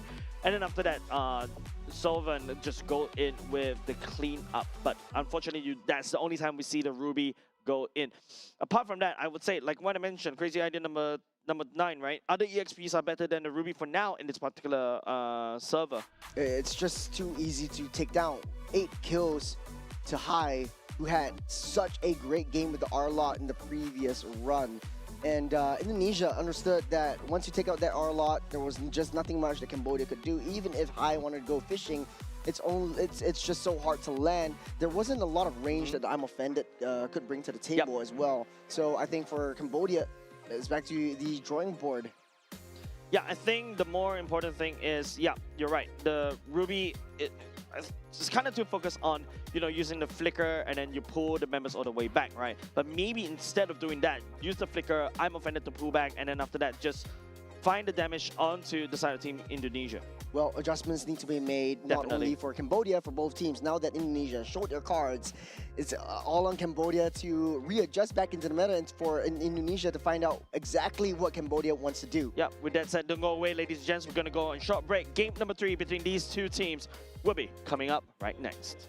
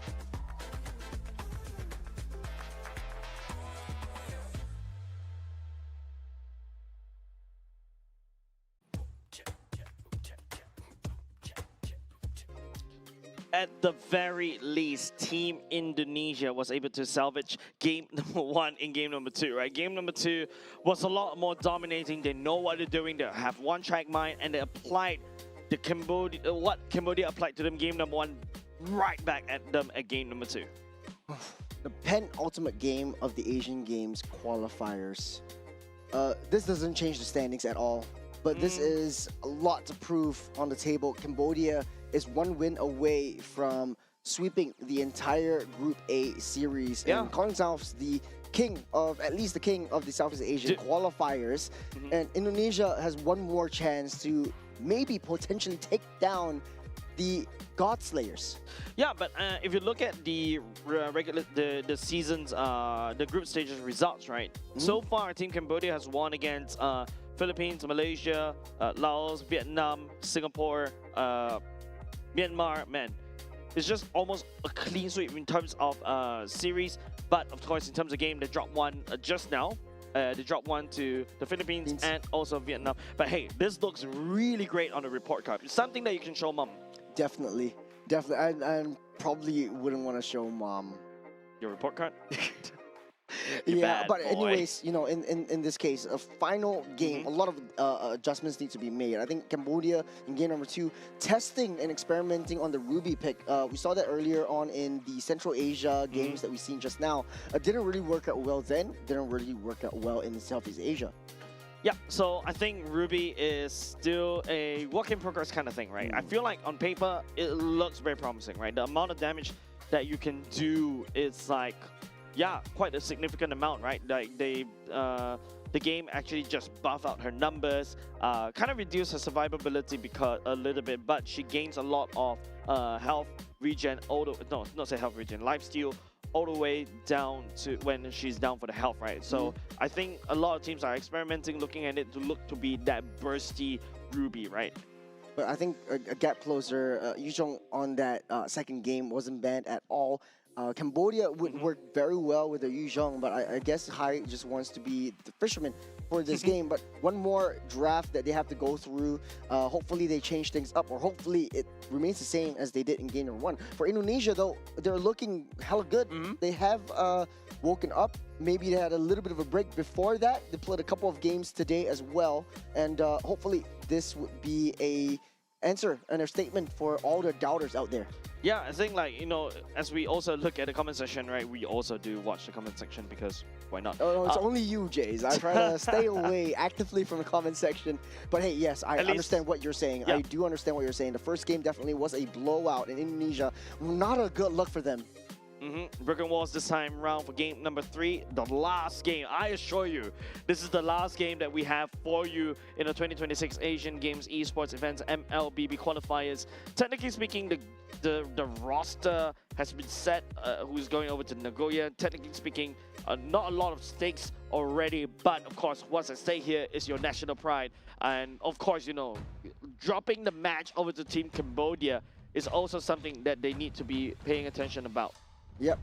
On the blue side, it will be Indonesia. On the blue, you got Phobias, Arlot, and the Marcel band. On Cambodia, on the red, a little bit of a ban on the Fanny, Freya as well. I think a big issue for Cambodia itself is the Pakido. Hopefully they take that out of the game. Indonesia definitely understands that, hey, I don't want to deal with the Arlot anymore. There's quite a bit of issues with the Arlot coming into the picture. And hey, I just don't want to get that forced reposition. The Pakido is banned out, so it is a pretty brand new draft for both teams this round. Yep, at least Arlot is already gone and Marcel is already gone. First pick coming out on the blue side is going to be the Claude. We're going to do a very quick reset of the API very soon, and after that give you, because to be honest, it's a little bit interesting, right? Not too sure which side is which, right? Because if you notice that Cambodia flag is on the left-hand side, but it is a Team Indonesia one. So we're gonna do a quick reset. At least from there, we have a better sensing on, at the very least, what's going on. But in terms of the bans, I think at the very least we can cover the bans, right? Because these are heroes that you will not see anymore. The Phobias, the Arlot, the Marcel, and then after that you got the Paquito, Freya, and Fanny. Common suspects as of now. Just accept the fact that, you know, the Arlot and also the Paquito got removed. So question for this game is get closers are definitely going to be a very high contention rate for both these two teams. And speaking of gap closers, Cambodia are going to solidify the Baxia, not going to try the Akai once again. Carry going to be picked up back in the hands of Kyo, who did a pretty awesome game in the previous game against Malaysia this afternoon. Indonesia going to pick up the Jusin and Akai for themselves. And it kind of seems like, hey, even though they're the blue side and Akai usually is that R2 pick, you're seeing it in the B3. Carry pick, like what you mentioned. Very prioritized, right? Kyo seems like he's been playing a lot of carry in for today as well, whenever we see them on stream. For the side of Baxia, of course, you know, high octane gameplay, that's why not. Jusin being secure by the side of Team Indonesia is absolutely awesome. It counters against what? It also protects the Akai as well. And maybe perhaps make it easier for the Akai or perhaps the Jusin to land down the damage from afar. The Yuzhong selected for the side of Team Cambodia.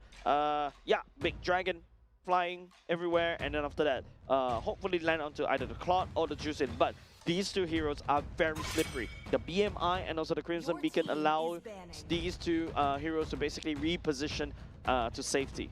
So Yuzhong is, we talked about this a little bit during the break that we had, but I was just really saying, hey, Yuzhong is a great gap closer. You do very well in the early game, within your lanes. No matter what EXP lane your opponents pick, you're able to hold yourself up. Just because of the little spin that you have, if I remember correctly, there's also a little bit of a damage buff from that Yuzhong as well. And not only that, the Black Dragon form allows you to zone them out. You don't necessarily have to land a Petrify onto any one of the members, but you create that space and opportunity during the major objectives, which is what Cambodia naturally thrives in. Going into the second stage of the bans, the Matilda and the Glue being banned out, they understand that Alexander is a big threat towards their entire Death Ball composition. Indonesia, on the other hand, banning out the Yves, might possibly go for the Farsa ban? Question mark. Or even, you know, putting the Kimi onto Cambodia as well. Valentina. Would be quite interesting. I feel like there's also the Valentina threat that Team Indonesia can potentially look out for, right?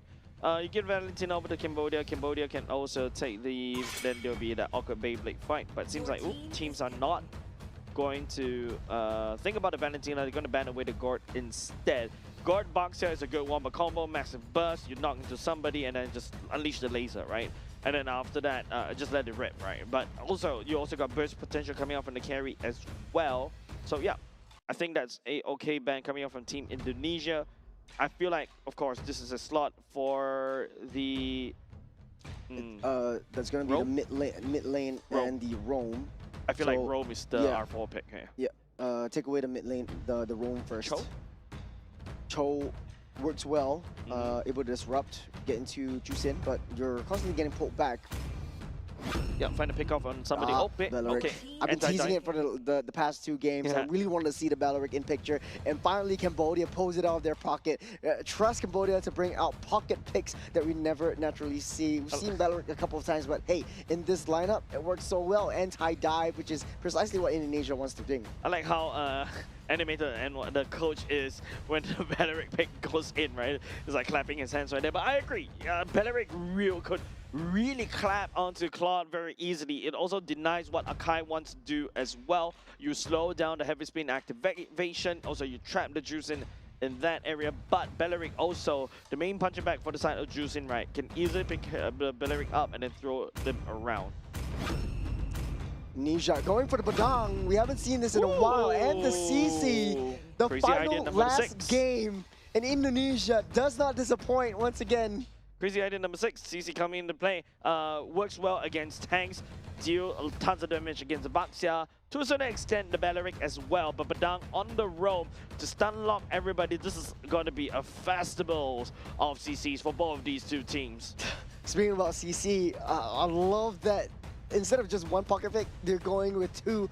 Badang we haven't seen in a while. I feel like it's still quite a viable option in terms of the early game. You have so much range. And we talked about the Kimi as well. This would be the best option for Sovan coming into the last match. But hey, Jace, this is psyching up to be a exciting battle, exciting matchup between Indonesia and Cambodia. What better way to finish this off than game number 3? Lots of stakes on the line. I mean, both teams are basically just going to go I into feel like Nagoya stakes are anyways. definitely going to be the national pride, right? Of course, if Team Cambodia beats Team Indonesia, don't forget this is the alter ego stack. Yeah, I feel like Team Cambodia will definitely feel a lot better for themselves as they head over to Nagoya for the 2026 Asian Games Esports events, MLBB. I think Cambodia also understood and they learned from their mistakes. They're pulling out all the stops, and I think this would be one of their best lineups just yet. Indonesia, on the other hand, though, they do have quite a bit of adjustments that they're making. Shaoki on the CC, and we've seen how sneaky he is when he plays this game. It's all about that speed run. It's all about the early game. It's lights out and away we go. Cambodia and Indonesia, game number 3. Yep, and apart from that, you got also the Kimi coming on from the side of Team Cambodia. I mean, you saw how Kimi can be really impressive, especially landing down the damage from afar, bursting these enemy heroes, and also start ramping up at gate level 1 as well, right? Because you do a lot of burst damage, sorry, a lot of chip damage, but for a very quick time. Delvin being a little bit annoying, just pushing Tai back into the picture, back underneath their own turret. So they have that mid lane prior at least for the first 40 seconds of the game. Taking a look at the emblems. Support emblem coming up from the side of Alexander. Yep. Typically, Being you able also have to- the Thunder Belt, and then you heal everything back up with the Fist Crack as well because you have the basic attack effects. And not only just that, you also roam around the map a lot faster. But speaking of roam, oh! Yep, that's on the top side. Directly onto Shaoki. CC able to be safe and sound for now. Afan has other works in the mid lane. Type taking a lot of damage, able to walk out safe and sound. Sovan taking a lot of damage as well. The power of Alexander is you're able to push them back. A little bit of a stun up, 0.5 seconds. But Cambodia still even Stevens. No one is losing their life. No one wants to make a mistake. Yep. So far, the gank was great coming off of them, knowing that the Bucks are definitely looking for early game picks off. And top side, look, CZ looks very easy to pick off, right? Technically speaking, early game, kind of squishy, but still very mobile. If you don't have a hard lockdown to lock him in place, it is just going to be very difficult to catch onto the slippery CC. It will take a little bit more time for the EXP in the mid lane to get that level 4. At least you have some form of a viable power spike to fight when this turtle that's spawning up right now. Kai just needs a little bit more time. Cam already in position, or Tai already in position. Sovan will be next to follow. Indonesia trying to fight their way back. Alexander pushing this Baxia away. The zone of potential is strong. Black Dragon form comes through. Turtle already at a third. That's the heavy spin already used up as well. Nam will secure that. And Cambodia wins out the first objective of the game. And Shaoki taking a lot of damage and taking the hits. That's the first rotation coming in from Kyo all the way from the bottom side as for additional support. No casualties so far in the first turtle fight. Alexander locking up T right there in a very awkward position, building a wall. But now it's going to be the members from the side. Delvin trying to fight a pick right here. That's the backup coming in from Nam. You've got a lot of rolling. You push Alexander back just in the nick of time. That's the first blood up on that top side. A solo kill from High. Good enough. Solo kill for High on this Yuzhong is absolutely wonderful. The snowball will start. Even Xiaoyuki already used the vengeance earlier. Just now will not be able to use it then. I feel like it's the difference between it's the curtain call wasn't able to be landed down onto the Yuzhong. Therefore, the Yuzhong pick up the kill. Cambodia definitely a little bit more aggressive this time around as Indonesia tries to fight their way up, back up tooth and nail. It's hard to take Tai down now that it's a Bella rig. You soak up that damage and you dish and reflect the damage back with the thorns, with the spikes. In Indonesia, it has to deal with a constant threat of that poke damage. What you deal, what you get. You get what you deal. Delvin, now the receiving end of this Kimi. It's taking a lot of chip damage coming off from this Kimi right off the bat. And also even a weakness finder emblem coming up, talent coming up from the side of Team Cambodia, right? So, that's the punch, that's the first crack. Kyo will fall on the bottom side. Amazing punch coming up from Alexander Dinger, right? Picking up that kill. Blazing Duet definitely going to be super juicy. Corrosive Scythe. Also, the first item of the attack speed, Trinity, is already secured. Very worth it. We don't really have a lot of map options. Tai was being trapped in that mid lane. Alexander slowly rotated down to the bottom side, mid side. Kimi in a spot of bother. Delvin dealing a lot of damage onto Sovan. Kill score is 1:1 right now. You can see the reason why Alexander rocked that support emblem and also the rapid boots. He's just on the mid, onto bot, and then after that, all across the map. Crimson Beacon already used, no escape mechanism for Delvin, but there's the pole bang, and that's the fence crack, stopping him in his tracks. The Raptor Dryad underneath the turret. Cambodia extremely aggressive, and Indonesia punishing them. This is the one that I was kind of theorizing in one of the series, right? Like, heck, the Padang wall, you can build it up, and now with the Kai back into the meta, you can push members from the side of Kai wall, Kai using the heavy spin into a Padang wall, or be the Padang wall. You can also even use a Grok wall to a certain extent.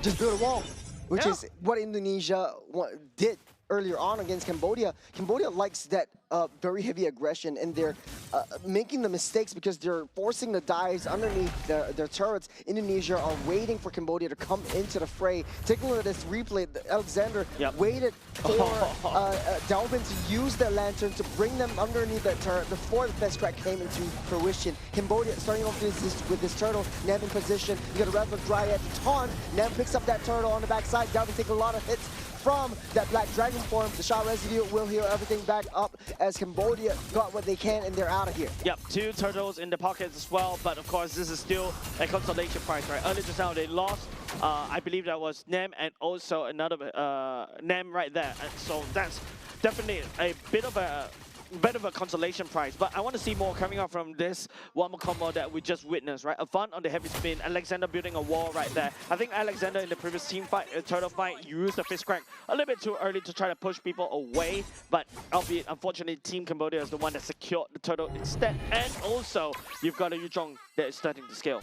A little bit of movement adjustments on the fly for Tai as well. He knows that Alexander is going to be a huge threat to Kyo's farming phase, so he's going to mirror and seek out where Padang is at all times of mech. Taking a look at what the levels is for now. I think Afan is still pretty even Stevens with Nem. Nem is just one level ahead, but very, very little. Yeah, it's still very close, like 97% now. Afan and also Nem is already hitting that same level. So in terms of jungle, they're still equal. But of course, bottom side, that's the engaged thing right underneath the turret. Not enough to take him down. Light Wheel's ultimate already activated by the side of Kyo. The Light Wheel's just spin for the win for now. Alexander, oh, top side underneath the turret. Down goes the Yuzhong High. Couldn't survive this wrap that Indonesia is bringing into this fight. Yep, good gank as well. The curtain call, and also even I believe the Crimson Beacon and also the heavy spin used. I think at this rate, time check right now is around 10+ PM. They are just throwing every single ultimate to make sure that this Yuzhong doesn't stand up. Yep, just a little bit of a control from Indonesia. They have a pretty decent lead so far, topping off at 1.3k gold. Is Cambodia tied, taking a lot of damage, will not be enough to survive for now. Shaoki, holding on to that yo-yo, that's the Raptor Dryad, that's the taunt up, that's the shot residue as Tai takes him out. Afan steals up that turtle, but underneath the turret, there's a free hit from that Kimmy. You can't deal with the damage that Cambodia brings in. 2 down for 1, so worth it for Cambodia though. Dingarai might be the next to fall, but he's playing uber safe. It's no way that he can step 1 foot close. Another counter re-engage on Delvin. No Crimson Beacon, no problem. Kyo takes that down. Team Indonesia was in the driver's seat all across the board. Team Indonesia was able to do the combo that we expected. Alexander build a wall, fizz crack, make a fun, push everybody in, and OCR you can just pick everybody up and throw them down on the ground. That's supposed to do a lot of damage. Just take a look right there. Even the Belleric using the ultimate way too early on, but it seems like, you know, the members for the time in Team Indonesia is running on steam. The Kimmy free hitting from the back because everybody is trying to congregate into that one small pocket from the side of this Badang wall. Alexander was just disrupting this Belleric and the Baxia, so hyper-focusing the ultimate on the tanks is not the main target. You're leaving a lot of open space for Sofan to reposition itself, so much space for Kyo to get that free hits with the speedy light wheels. Afan finds Tai, pulls him back way too deep, but he's still alive and standing. Baxia getting pulled back as well. It's going to be annoying to deal with the lantern. As Cambodia still up ahead. Kyo has already secured the golden staff as we showed, as we take a look at the items earlier just now. And of course, you know, during that fight as well, if you recall, Team Indonesia was able to find, Nem was able to find T as well, but the main problem is Sylvan and also Kyo were just free fending for the backline, shredding through Afan, and Shiayuki doesn't really have the damage to deal with it as of now. Dingarai definitely needs a lot more items in order to deal with this heavy stack of tankiness. Petrify already used up. Afan holding on to the heavy spin. No heavy spin, by the way. Kyo making a beeline towards Afan. They want to take down this Akai, and they want to take him down now. The speed light boost will not be enough. Alexander on the back line will not be able to find Kyo, though. The damage from this carry is starting to show as Indonesia struggling to break through Cambodia's defenses, and Cambodia finding the cracks in Indonesia's armor. The power of the Golden Staff is here, right? Kyo with the speedy light wheels was able to just shred through, constantly proc that passive over and over and over. And not only just that, right? If Dingarai is unable to find a good blazing duet, especially towards the squishies, that's over. And the main problem for that side of Team Indonesia is how are they going to do that with T on this Beleric, right? Beleric, I feel like right now just counters every single thing what the Cloud wants to do. They're going to play the map. Alexander wants to lock onto Kimmy. They're blocking the entrance route onto Ty. There's a wrap of the Dryad targeting onto Ty. Valeric falls, but a heavy spin also pins this box carrying to the wall on the back line. They took care of that Kimmy. No extra damage. Black Dragon came in a little bit too slow. They still got Kyo in the picture though. Cambodia trying to defend against this wrap that Indonesia was break. 2 goes down with the Black Dragon here. You got a Big Daddy Dragon. Happy Father's Day. This is what Cambodia is saying to you. Dragon's massive right now from the side of Team Cambodia, right? Even though Team Indonesia pick up a very good fight, but then the return light wheels as well as vengeance though. Kyo almost taking himself out. Curtain Call was also activated by the side of CC as well onto Kyo, but Kyo, that speedy light wheels, that proc on the true damage, even through that vengeance, Team Cambodia finds a picking onto Shiayuki early in the town. Take a look at this replay, right? It's just, I think this is already over, but before that, right, Dalvan and also Afan is taking a lot of damage early just now because of the Kyo and also the Soben as well. The Black Dragon form coming in just a nice moment. He's this massive dragon. He's just shredding Shah residue. He's almost nigh impossible to kill, especially after you lost Dalvin, you lost Shiayuki and Dingarai. Cambodia takes the first Lord. I'm just waiting for 1 second until the Lord spawns up. As Indonesia on the defense. Oh, Kimi actually taking a lot of damage. Able to use the jetpack to get out. Cambodia wants to get that reset, and it's so easy for Cambodia's. Win condition. You just need to find Dingarai, take him out, and basically that's it. The damage from Shiayuki won't start to hurt until really just a little bit later in this in the game. For Cambodia though, even if you take out that Kenny, you still got Kyo to deal with. If you take out Kyo, you still got Soban to deal with. Yep, I think it's just, you can see Alexander using the Badang. I think the fist cracks were great, but he needs to hit the right target, right? Try to pin down Kyo, try to pin down Soban, but still, T as the Beleric just exists. Dingarai couldn't do anything. Dalvin is a juice-in, by the way, so he's going to run out of steam very shortly if he doesn't control his and watch his mana as well. But on the other hand, Soban on this Kimi could just go on for days, keep constantly hitting, and that's free damage that members on Team Indonesia has to watch out for.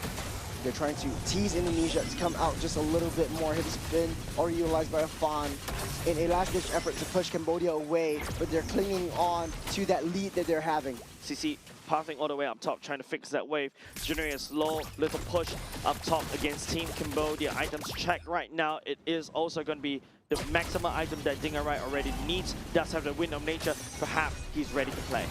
They kind of re-engaged. They just want to take down this T2. Cambodia. Oh, that's a Petrify onto Dalvin. Crimson Beacon locked up just in the nick of time. That's the taunt. Blocking up Afan from the rest of the team. No damage, no problem. Alexander's next to fall. The fish crack will not be enough as the Black Dragon keeping all 4 members of Indonesia away from Cambodia. T is basically delaying that the rev of the Dryad for such a long time, and he's actually making like Dingarai unable to use the Blazing Duet in the nick of time, and that's a big problem. Now, to make things even worse, Kyo has secured his own Wind of Nature. Now Dingarai has to be careful, has to be smart on how he maneuvers this plot around and land out the maximum potential damage using the Blazing Duet. 30 seconds until the Lord spawns up. Cambodia speeding up this game. It's late. They've had a long week. And now Cambodia is just pulling and playing mind games over Indonesia. Plate armor, Shatai's Prologen, exactly what the Baxia needs. Activate the Toti's Poisons as well. You're just gonna absorb curtain so call much also damage as used up. well. Yep. It's just so much damage for the side of Team Cambodia. They can absorb. They're more than happy to absorb the damage from the side of Delvin and also Dingarai as well. Shayuki, I think currently as a critical, you're not able to find anything unless it's isolated. No, petrify onto Alexander. So unfortunate. Indonesia doesn't have a setup. This crack would have been so helpful. Holding on to the Rebel. No Rebel Riot though. The Blazing Duet will come through. Tai taking a lot of damage. You get Baxia coming in hard. You get a Black Dragon as well. Over on the backside, Shayuki able to deal enough damage to push the high away, but he's just healing everything back up. The sustain from this dragon is too much to handle at this point. Nice pickup coming out the side of Team Cambodia onto Alexander, right? Like, and not just that, right? Even Bederick has already committed to the ultimate. Even Team Indonesia couldn't dare to jump into. Dingarai finally activated the Blazing Duet, but the members from the side of Team Cambodia, you know, got the Chatais for join as I was talking about. You also got your the blade armor as well. So technically speaking, Team Cambodia is dishing out the damage back into this Claude. Yeah, the reflect is just way too much for Indonesia to handle at this point. Beleric, hard to deal with, and he is just holding on to the Rapid Riot until at the very last second when Indonesia is lured with all 5 members in Cambodia, just overturning all these team fights. Now that's on the defense, back on the defense, the Lord pushing in the mid side, Black Dragon form, over on the back side, Traction Pulse, will pull a Fan back, Kitty Spin committed. The crash onto the turret, locked down underneath the wall, the Dragon will get out saved. Theo just dealing that damage onto the turret, onto the structures that Indonesia holds dear. They took what they can and they're rotating. They are making full use of the next minion waves. Yep.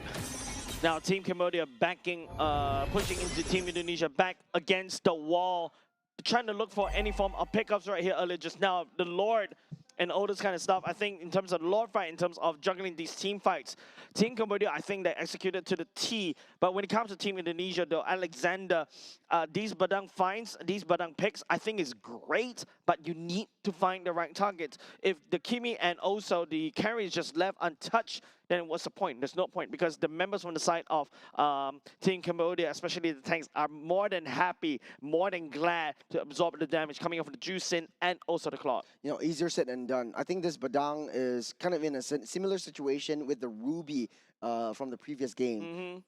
As much of the CC, as much of the crowd control abilities that you want to use from this Badang, it's just not enough. It's just not tanky enough.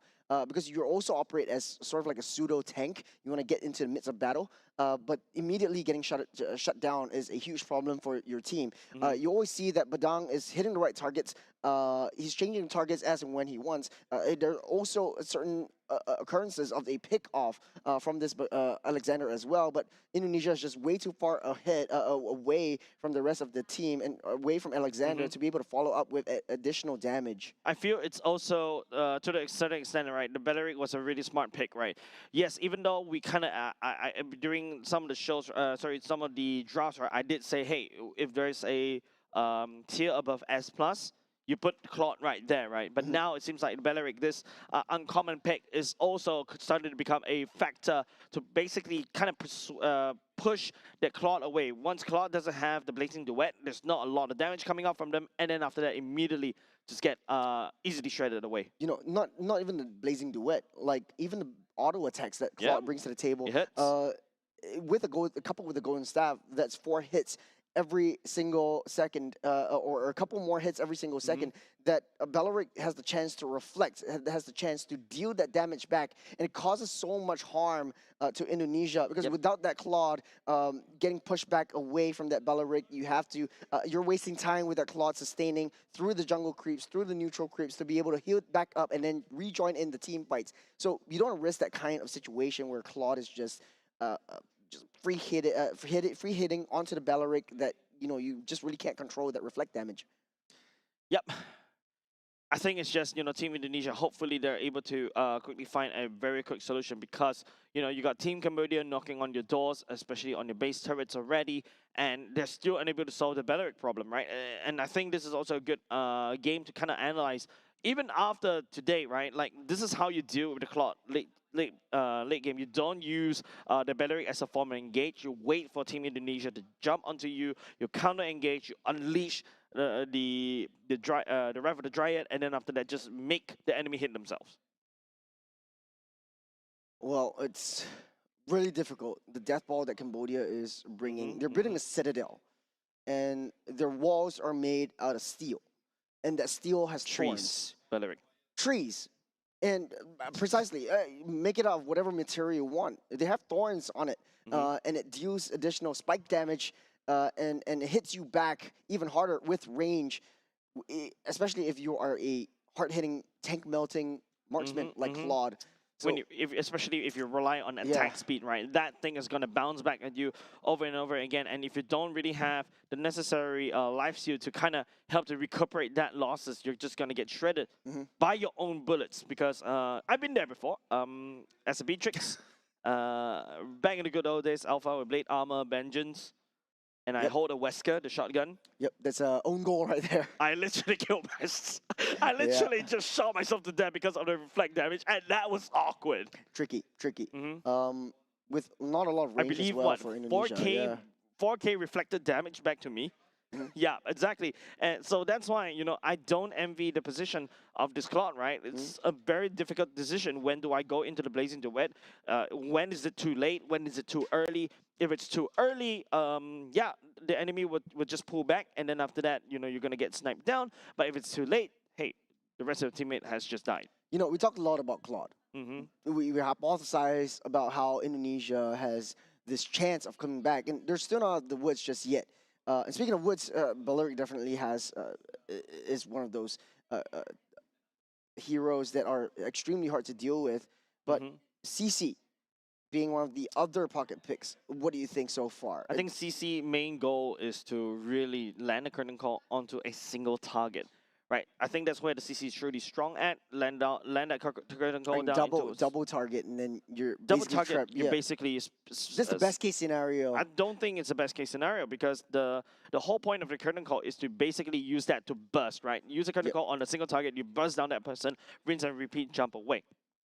And because of how mobile CC can be, especially if you're the backline, if you get landed on the curtain call, hey, you're basically dead mate, especially if you're a single target. But if you get the curtain call on the two, you hope and pray it's both of the squishies. We're coming back from after the little bit of a technical difficulties from both teams. But hey, we're in this position right now. Cambodia does have a lead, Indonesia behind, and we hypothesize on how they could play this out. They need to be a little bit more defensive on how they layer in their damages, layer in their hits. It's all on Alexander's shoulders. He's finding the right frisk cracks, but there is no follow-up from Indonesia, and it's not hard enough. So far, it could also be, you know, Team Cambodia reacting towards Team Indonesia's engages, right? That's why the Belleric comes into play. You got a Baxia to kind of force something, also heal for the enemy, for their team as well. The Kimi uses free hitting from behind, slow everybody. Don't forget the weakness finder is also a very annoying talent on the Kimi as well. So yeah, Team Indonesia, maybe switch it around a little bit. Slow down the engage. Don't be the main one to engage instead. Yep, Kimi with the traction pulse to start the engage from. We got immobilization on Shauki. Can't even get close. Tight at the front line. Cambodia playing it safe. 50 seconds until Lord spawns up. Indonesia doesn't want to risk it. Yeah, don't forget, if you take a look at the side of Team Indonesia, they only crack open top side for the side of Cambodia, whereas Cambodia has a full access towards the core of Team Indonesia right in the mid. It's a team fight versus team fight. All playing 5v5. Indonesia trying to split their heads. They're sending Chusin to deal with the wave down the bottom side. You think it is a good position for Indonesia to be in, or would you rather send the CC? I think CC wave clear quite well, but the longer that Team Cambodia is actually staying around, yes, there's going to be Winnets pushing down. But that's a traction pulse on the Diggerai, almost taking him out. Oh my god, that was so close. That was the traction pulse that we are looking at, but it did not, luckily it did not boil down to a massive problem for the side of Team Indonesia. Now Xiaoyuki going for the Hunter Strike, realizes that he needs a little bit more damage to be able to deal with, and also that bonus movement speed to jump away. This is almost a full damage CC, right? Except for the Brute Force and also the Oracle. It's a full item, everyone. Tai getting pulled back by the Lantern. Will it be enough to take him down? CC! Oh, no more time. They're sounding the alarm. Cambodia is trying to pull everyone back in. There's a traction pulse. The mitigator, the gap closer on the back line. Kyo, that's free hitting on the back side. They're pinning everyone down. The back going forward a little bit too slow. 3 members down for Cambodia. It's 2 versus 4. And it's just a free hit from Indonesia. They found the strike. They found the cracks. And Indonesia might be able to cycle Cambodia. All the way to the throne they go. Man, 20 seconds on the clock right here for the side of Team Cambodia. This right might be now, it. we're thinking right as well. And also, wait, Chase. how did this happen? This might be it. It's all over now. It's Indonesia, the only MPL region to be able to take down the God Slayers. Man, Team Cambodia. What was that? That was like, okay, I thought that was just normal pickoff for the side of Team Indonesia. They are able to find onto the targets. But all of a sudden, as I pointed out, Shiryuki has the Hunter Strike. And he's like, whoa, that's a lot of damage that you can do even towards a Belleric, right? Yeah. That's what I mentioned, right? You land on the curtain call onto a single target, you just shred through HP bars, and the target, unfortunately, was Belleric. Belleric, unfortunately, overestimated the amount of tankiness he has on this CC. I am just in awe. I wish there's a replay. when we hypothesized, Yep. like, okay, this CC, what is the goal? And you said, okay, single target. Cuss. And then a single target. And it was on to Ty. And we thought, like, okay, Ty is going to be safe and sound. He's a strong tank. He doesn't have the immortality, though. And he is not even full build. He doesn't really have that last item that he really needs. Yep. And Indonesia took full advantage of that. Immediately, once Valorant was taken out, no Rather Dryad, no problem at all. They tore the entire Citadel apart. The walls were broken. The High just came in, heavy spin, disrupted that back line to be able to finish up that job. And without the Kimmy, without Kyo in the picture, it was just all over from that point. Yeah, and the fact is, you know, if you notice in that fight earlier just now, it was Claude sent all the way to the side lanes, and also the Dragon sent to the bottom lane as well. Of course, you're gonna have to give the award for the MVP over to Delvin for the juicing, but I want to highlight that last team fight earlier just now, right? The fact is, the Dragon was the one that's also constantly peeling for the whole team, and now because after immediately when you lose your Belleric, you just lose a lot of peeling factor, right? Yes, technically speaking, you got the Baxia, but late game, you got Dingerai that's unlocked, unleashes the Blazing Duet. The biggest problem for the side of Team Indonesia was Belleric's ulti, and right now, Dingerai is this unleashed beast, got activated, just bursting down the rest of Team Cambodia one after another. Indonesia definitely read Cambodia like an open book. This is by no means a dominant position that any one of these two teams were in. It was even Stevens. Look at the scoreline, 11-11. Make a wish, Jace. And picking up that pocket picks with the Badang, with the CCs was definitely the change that they need. Sure, they suffered a little bit with Thai. They suffered a little bit with Belleric being a counter dive synergy, and Indonesia was playing the back foot for at least a third of the game. But hey, the last hit, it just takes one spark to light a fire. Yeah, the item diff, I would say, I blame on Hunter Strike, man. The Hunter Strike all of a sudden it does a lot, hurt, and exactly what I was ordering. Maybe the curtain call onto one single target. T was the one that absorbed that curtain call. Then you see how fast T just melted right in front of your eyes, right? CC can shred through HP, and Shiryuki knows it, using the great success as well. The Lexan to stun lock over that Belleric at the same time, and Delvin landing down, making sure he's also adding on more damage onto this Belleric. You know, Dingerai wasn't even in the picture. Nope, so not when at we all. hypothesized, like, okay, this is going to be hard for Claude to take down this Belleric. Claude is not going to be the one that takes down this Belleric. Shiryuki. It's going to be Shaoki, it's going to be Delvin, who's going to be pulling Ty back. And he was in a very vulnerable position. He was just walking along that riverside in the middle of his base. And Indonesia managed to clear and wipe them out underneath their opponent's base, underneath Cambodia's base. By the way, that is the first tier turret of the mid lane for the side of Team Cambodia. And once, you know, Team Cambodia got wiped out, Team Indonesia make the solid choice to just rush all the way and just burst through mid, first tier, second tier, third base turret, and then straight into the core. And there's only like a couple of seconds left for just in the mid-nick of time, right? Just before the clock strikes, before the members of the Team Cambodia starts to respawn. Well, Jace, what a way to finish the Asian game qualifiers. A lot of shakeups in Group A, especially this has been such an exciting journey, and I'm glad to cover it with you. Yeah, of course, shout out to Abstract and Moment, which also gives delivers the show for day 1 and day 2 as well. Happy Father's Day over to Abstract too. And all the new fathers out there, hey, the last day, happy Father's Day. Hopefully you guys had fun here in the venue as well. Group A, especially Jace, this is pretty interesting. We don't have a solid first tier seed where Philippines and Cambodia, they're neck and neck on the first and top 2 seeds for now. We will be able to see the standings later on as we run this through. Yeah, of course, but of course, before we do, we talk about the standings as well, I would like to take this opportunity to give a huge shout out to the people who made the Asian Game 2026 Asian Games Esports Events MLB Mobile Legends Qualifier possible. Of course, this is proudly organized by Singapore Esports Association and Zenway Production. Its commitment continues to drive the growth and development for esports both locally and across the region as well. We'd like to also acknowledge the invaluable support of Sports Singapore in advancing sports and also esports promotion and development, helping to create opportunities for not only just athletes but also the future talents that may also be walking through this door, right? And of course, a special thank you goes to our official integrated resorts partner, Resorts World Sentosa, for supporting with a 5-star venue and of course hotel across this historic journey towards the 2026 Asian Games. We're also proudly supported by our official partners, Wuntan Games, My Republic, and Secret Lab, whose continued investment helps to elevate esports experience for players, fans, and communities all across Asia. Jace, that was a mouthful.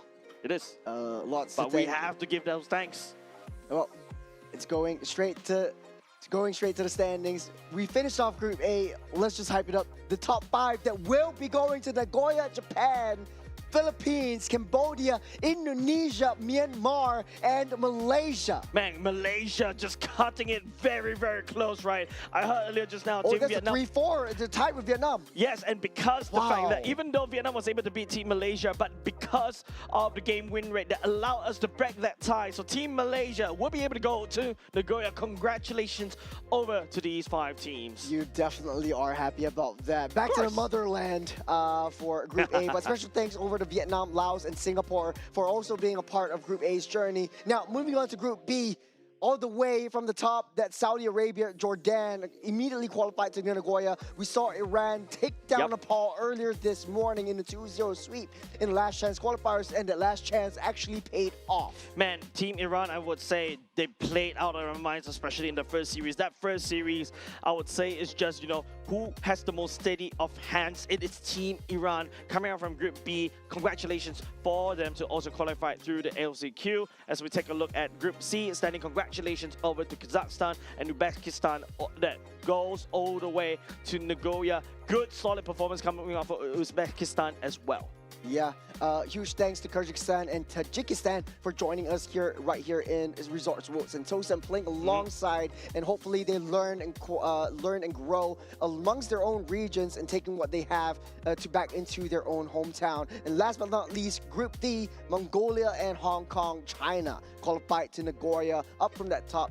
Special thanks to Nepal, Pakistan, and Sri Lanka for joining us in here. Now, Jace, this is going to be an exciting main stage series where we not only get to see the Southeast Asian fight each other out, we get to see sort of a teaser from the last chance qualifiers, other regions facing up other regions, an international buffet, an international gourmet.